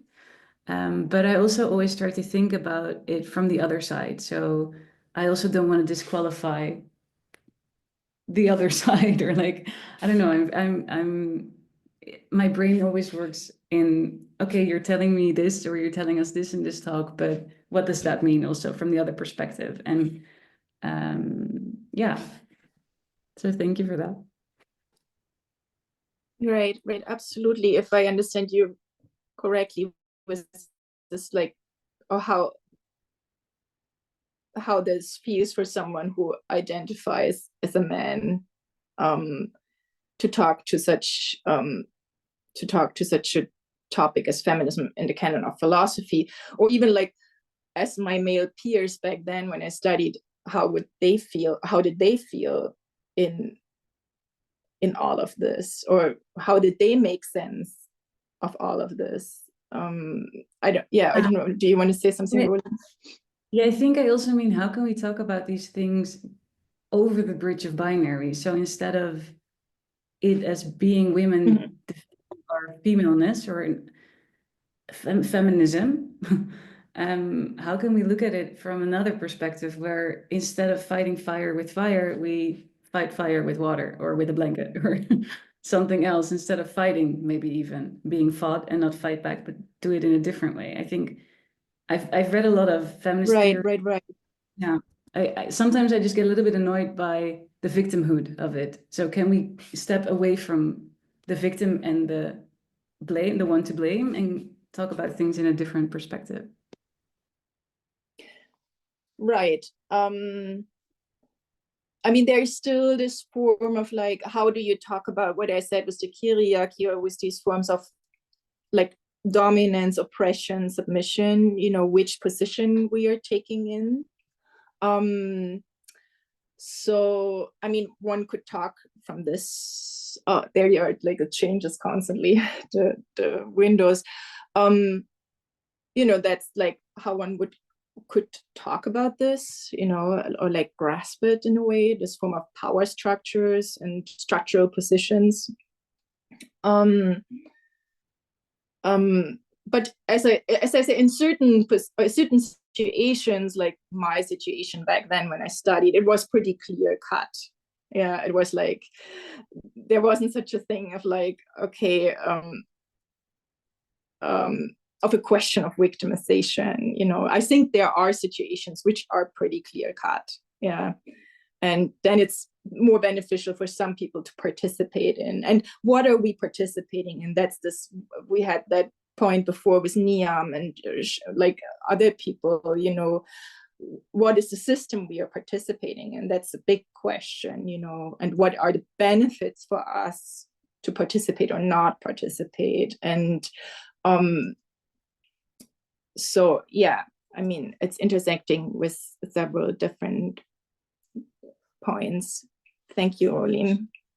I don't know if it was now Daria or Mitali. I'm not sure who was first.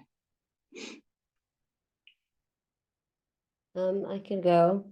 Hi. Okay, hi, Thank Daria. for your lecture and for everyone's insights. It's really interesting, and I'm really looking forward to the rest of the seminar. I am an art historian, and I'm currently doing a PhD that focuses on women photographers, early women photographers, the first women photographers in Palestine, and the way they documented women. And I'm trying to see, first of all, kind of show the world the amazing work of women photographers who have never, anyone researched or looked at their work before, but also in a more conceptual and theoretical way to see if women from various classes and backgrounds, the way they looked at other women from other classes and backgrounds in some way created different relations from the ones that maybe male at the time, or the patriarchy, if we don't look at individuals, have established in the region during that time, especially since they were more intimate with one another. So in a very practical way, they met indoors and in very specific settings. So I'm very interested in learning specific feminist theories and philosophies that could perhaps enrich this research in a theoretical sense. And many of the things that were stated here, I think, are also really relate on, how we see women, how women, first of all, I think in this project, what I see is something that is about the agency of women and relationship between women. But it's also not necessarily, it's more about, the way I see it is, it's more about the a different way of interacting that kind of shifts from the normal structured hierarchical ways in which we're used to, kind of feminine type of thought, I would say, in a sense. And I would also, so I'm really interested to see if I could learn from the seminar in this sense. And also if, thank you for sharing your personal story and thoughts. And I would also say on that note that I am a very new mom, and this is another new, kind of adventure that has to do with being a woman as well. I haven't really felt the difference between being a male and a female until this point as much, like going back to work and, and my partner going back to work and how people look at it, that I am working or he's working, or, all the things that go along with that.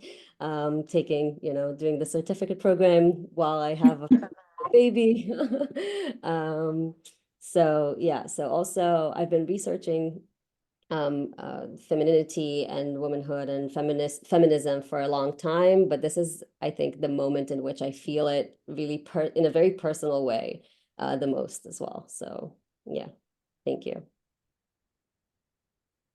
Thank you, Daria. That, I mean, like, maybe that connects also to Rolling again. What I had now in mind is this, I mean, like, often when we like concerning ourselves so much with like these theories or like concepts or like ideals or visions, yeah, like, as for example, undoing gender, abolition of gender, being beyond that, yeah, it's like, that's what I mean. Often it's like these structures, but these structures, these binary structures and all of this, these biases are still very much in place, yeah. And of course that is like different from society to society, and I mean, I also gave some readings in this, or like I hinted at something, this of like colonialism of the Western world, colonializing, for example, Native Americans, yeah, who had like completely other understandings of like, I mean, gender didn't probably exist in this term as it existed in this terms, yeah, and now comes this like Western binary structure. I mean, much is to be said, and like forces that up on other people and cultures and beings, yeah. And so there's this point of colonization. What did this colonization do? Yeah, what did they put over other other peoples and societies. And so I think we still have to take these structures. I mean, as is for racism, they're still very much in place.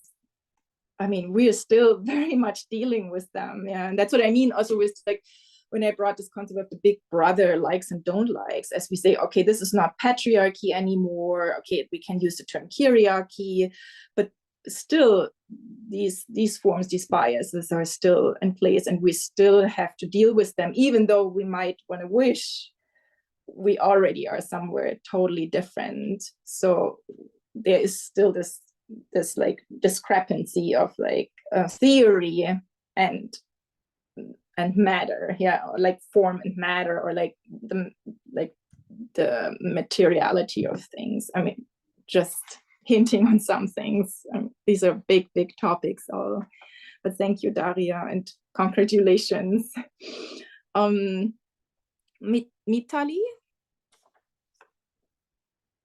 Hi, I'm Mitali. You got my name right. So I'm a student researcher from India, and actually, I'm really curious about questions of violence. So, and it started particularly when I try to understand the nature of the very many forms of violence that I see in India. And the violence that emerges from my very social position as an upper caste woman in India. That emergent violence that comes from that positionality or way of being. And that obviously led to questions of epistemic injustice and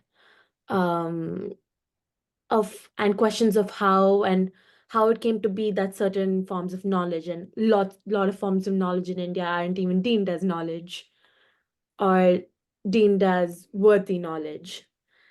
And then I began to explore like these beautiful, very many like cosmologies of knowledge that I sort of permeated through, and that sort of percolated to form the very, I suppose, erasure of beings, as well as a sort of celebration of them as well in different circumstances.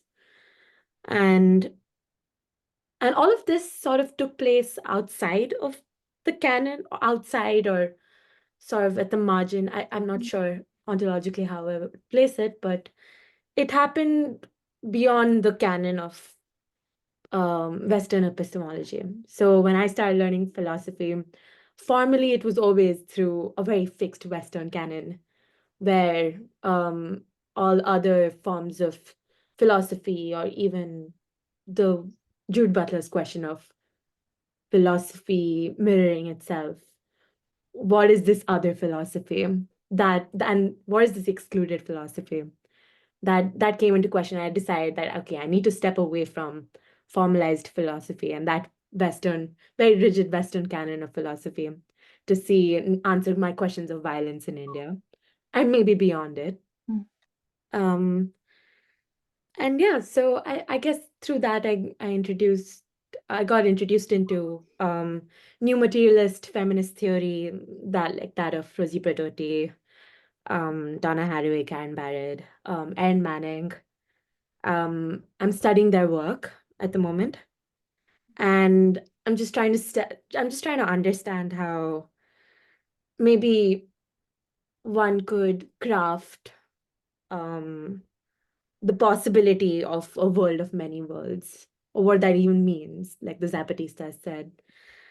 And yeah, I think hopefully out of this seminar, hopefully I'll find a way of sort of articulating or maybe studying the emergent relations, or the relations that emerge from, say, a method or approach that I might take to studying feminist theory through Indian feminist literature. And the angle I'm trying to look at is how, say, Gayatri Spivak might sort of read Maheshwata Devi's work who's an Indian, who's a Bengali writer. And yeah, and that's what hopefully I'm trying to see what I can sort of bring out from that in terms of, say, colonial studies or post-colonial studies. But yeah, that's about it, I think. Thank you. Right.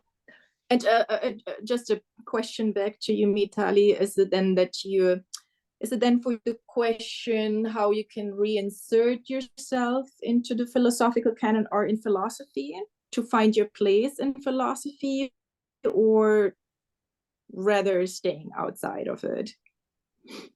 I think at the moment I'm truthfully not very concerned about how I would place myself in that canon of philosophy. Actually, I would rather take an approach that I really like that Michelle Serre took with regards to philosophy, is that in this sort of so the questions I'm trying to answer would necessarily include the drawing links from literature to art to the sciences. And in most cases, I suppose that would require me to, I suppose, use a conceptual playground that perhaps traditional philosophy will obviously not allow me to, but I think I'm happy being outside of it, or I have no problem with it. Yeah, as long as I get to stay in that conceptual playground and see how a non-violent method might come out of it. That's my only goal. So right. Yeah. Right.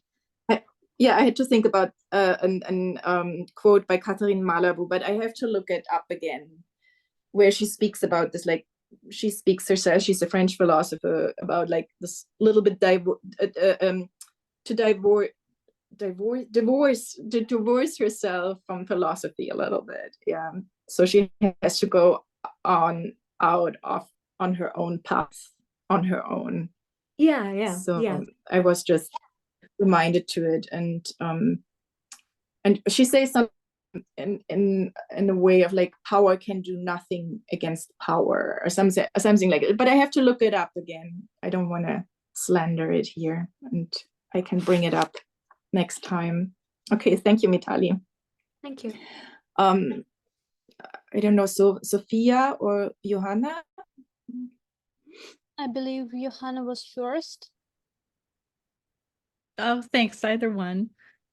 Yeah, I just wanted to thank everyone for sharing their personal perspectives again. And I think a lot of great questions are being asked about how to study philosophy from outside the canon and how philosophy can relate back to real life.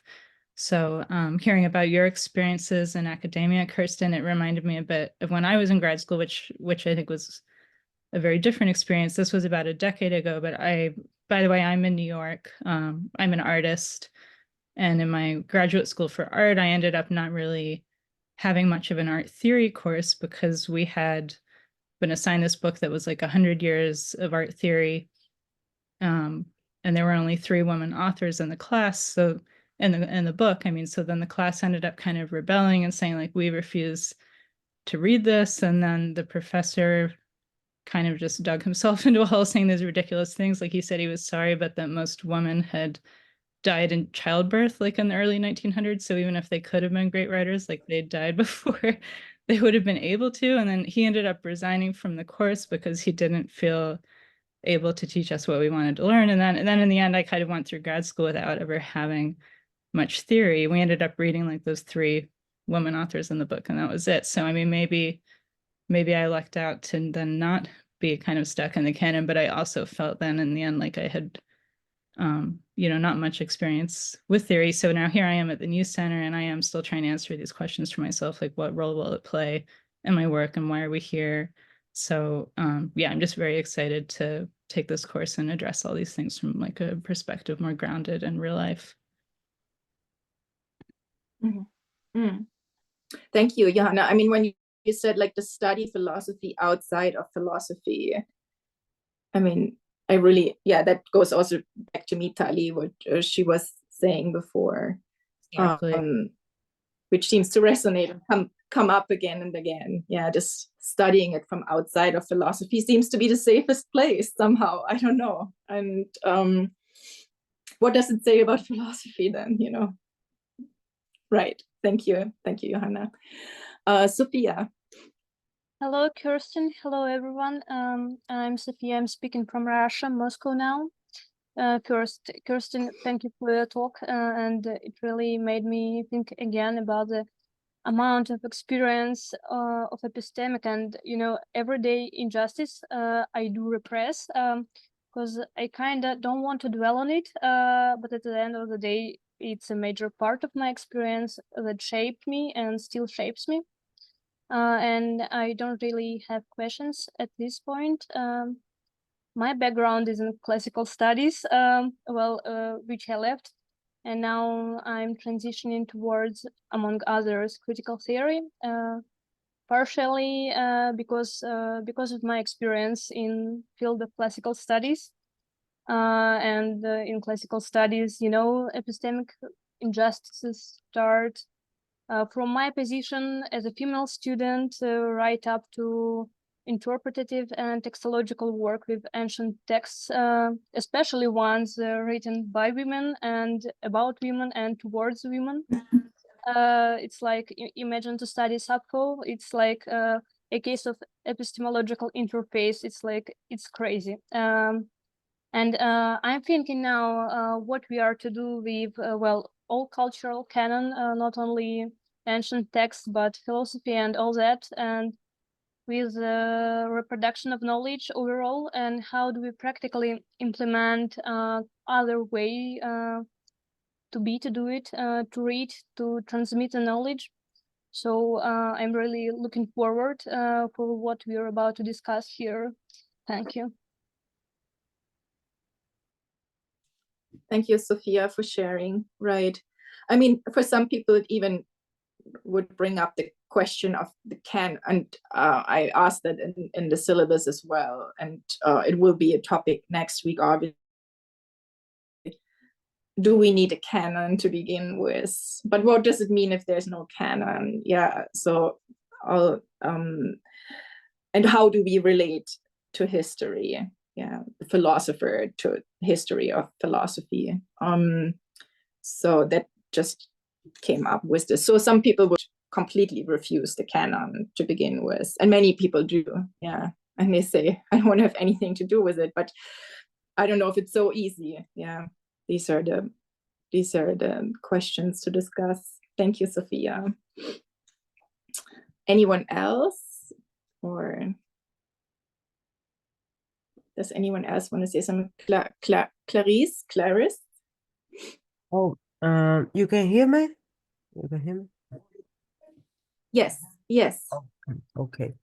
I'm Clarice. I'm from Brazil. I study philosophy in the University of Brasilia. My research is more focused on accelerationism and his intersections with queer theory and, things like that, especially libido materialism and his connections with queer theory. Thank you, Clarice, for sharing. Georgia or Leon?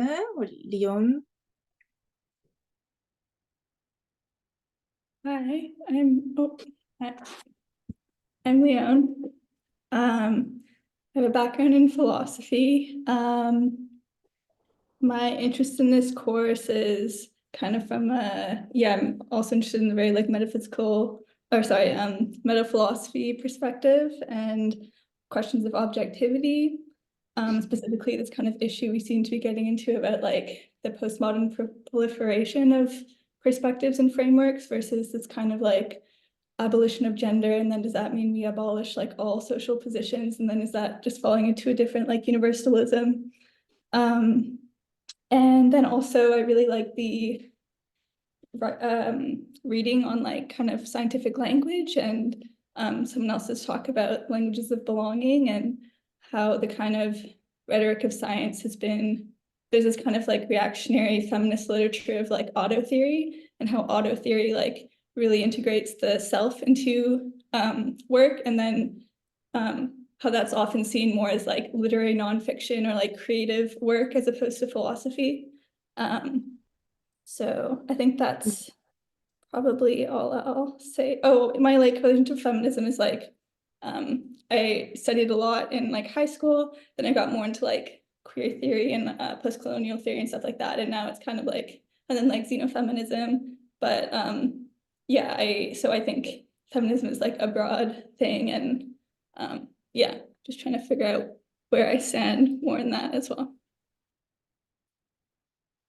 Thank you, Leona. Leon, I don't know how to pronounce your name, sorry. Yeah, it like rhymes with alone. Leon. Okay, thank you. Thanks. And Georgia? Hi. I just wanted to introduce myself really quickly. My name's Georgia. I'm an artist and I'm based in Mexico City. And just a really quick thing, is the talk that you gave at the beginning in the Google Drive, or can you share a copy so I can read it again? Yeah, I can share a copy, sure. Yeah. Because I was, yeah, no, it's okay. No, because I was, I'm an artist, and I suppose my top line interest is how we write feminist history. So what I've become most interested in is not the what, but the how. So how do we communicate? What methods do we use, and how do we speak about these experiences? And I hope that's something that we will explore in this class. Because I was also just to reflect on what Sensa said, like this idea of how we access information and from what perspective and through what media these things speak to us the best.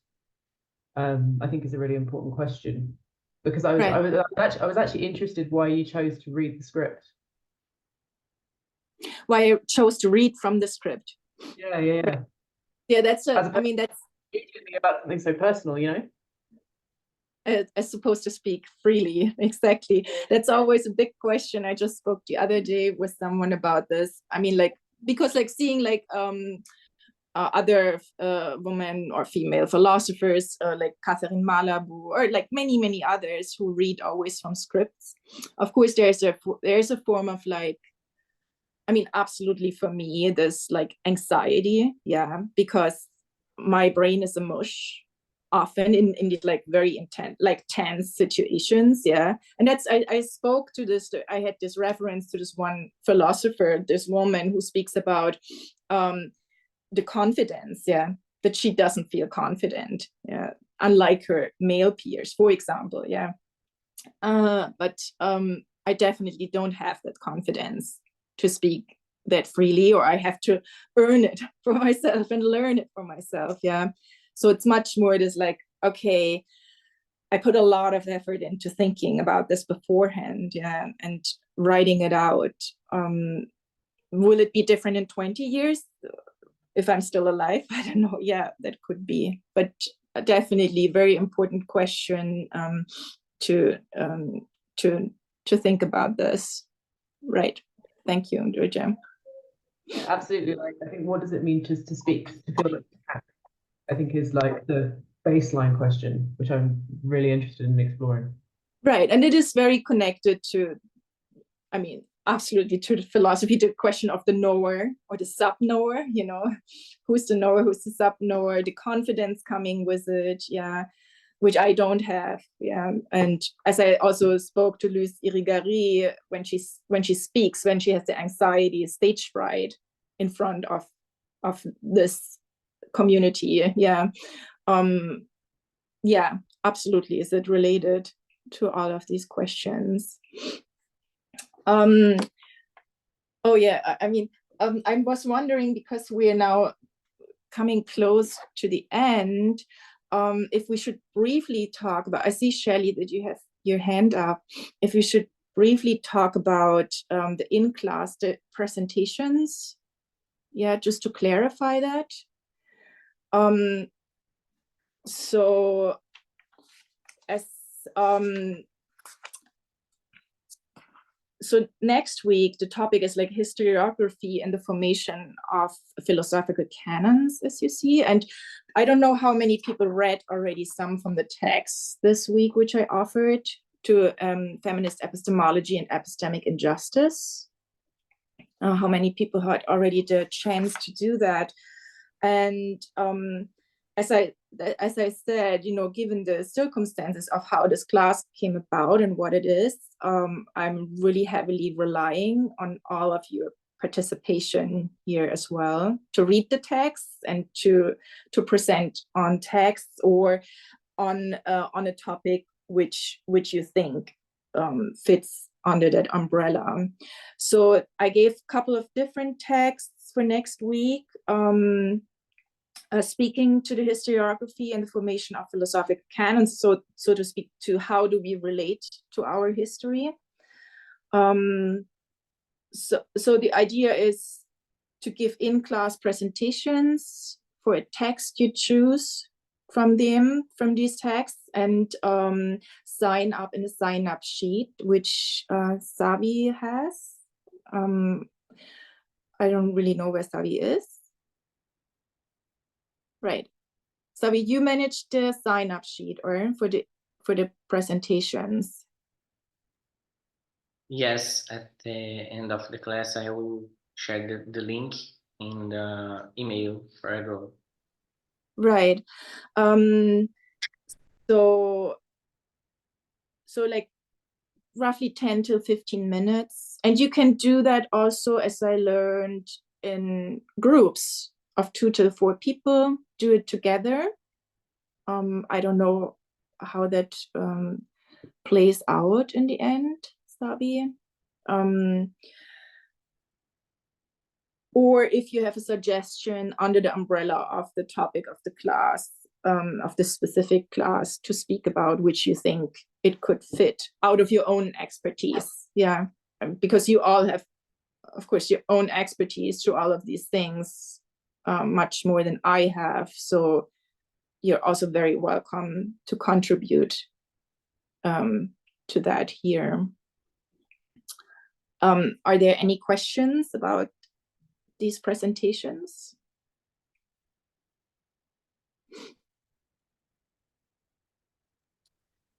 Kerstin, forgive me if I've just missed something of you said there. So are the presentations going to be throughout the next 3 sessions, and we sign up for one particular? Or right. Yeah, so for next week, we have the historiography and the formation of philosophical canon. Yeah. And that's what we're going to focus on next week. And I think if someone would still want to speak to something of the feminist epistemology and feminist epistemic injustices, which I gave today, that could also happen still next week. So these are the 2 broad things I would focus on now for the next week and the week after. And then I would reconvene after that to see where we are at. Yeah. Because for after that, then the class after, I gave ancient Greece, Athens, and archives. Yeah. So but we have to see, and the last class, the 4th class, I only gave the Can the Other of Philosophy Speak by Judith Butler, but I only gave it because I wanted to leave that as a wiggle room class, like for overflow of discussion, or if we need to extend something in the 4th class. But it's hard for me to sense that now, to have to know perfectly how far we will get, or what will come from your side also. Yeah. But it would be nice. In any case, if you want the presentations live in class, they're not going to be uploaded. Yeah, okay. Right. Fine. I would prefer that, because that would mean I would have to sit down before as well, wait for your uploads, have to prepare additionally to that. And that would be, yeah. I mean, it would be good if you would sign up in the next couple of days, so I get an impression of how many presentations we will have for the next class. So, and I think we can do 3 different presentations, probably. And did you say 10 minutes or did you 10 give a to time? 10 to 15 minutes. Yeah. Okay. Great, thank you. So, yeah. Okay. So any other questions or any other remarks for now? Shelly, you said something in the oh yeah. Yeah, Okay. I was just gonna thank you. Like, this was so great because you started off with your own experiences, and like, I just want to acknowledge as like a career teacher in 20 years, like that's a really scary thing to do as a professor because you don't know who you're talking to. You know what I mean? And like, you opened it up for all of us to be human, and like that was really cool. So thank you. Yeah. Thank you, Shelly. Thank you so much. And Leone. Yeah, so it's about the presentations. So this is my first like new center class. And so I was just wondering, is it just kind of like a close reading of the text? Like we're just presenting the text itself, or are we doing it? Well, and I spoke in the syllabus actually a little bit to that it's not so much, it's maybe not so much even to have a close reading of the text. I mean, unless you want it, but more reading the text under the umbrella of feminism in the canon of philosophy, or inclusion, exclusion, inside, outside. I mean, whatever pertains to that space. Not sure if I would draw the other in yet. I also said in the syllabus, maybe I'm going to give some readings to the other, but it might be too large in the end to cover that all. Yeah. So, but yeah, not so much like reading it so up close, but reading it more, just like putting it in the framework of the class and drawing out and maybe presenting more questions that come from that. Right. Exactly. Okay. Thank you. Yes. Thank you for the question. Okay, thank you, everyone. It was great and a lot for me now to digest and think over how to approach it for the next weeks. Thank you so much, and I see you in a week. Okay, bye-bye. Thank you. Thank you. Bye-bye. Yeah. Bye-bye. Thank you.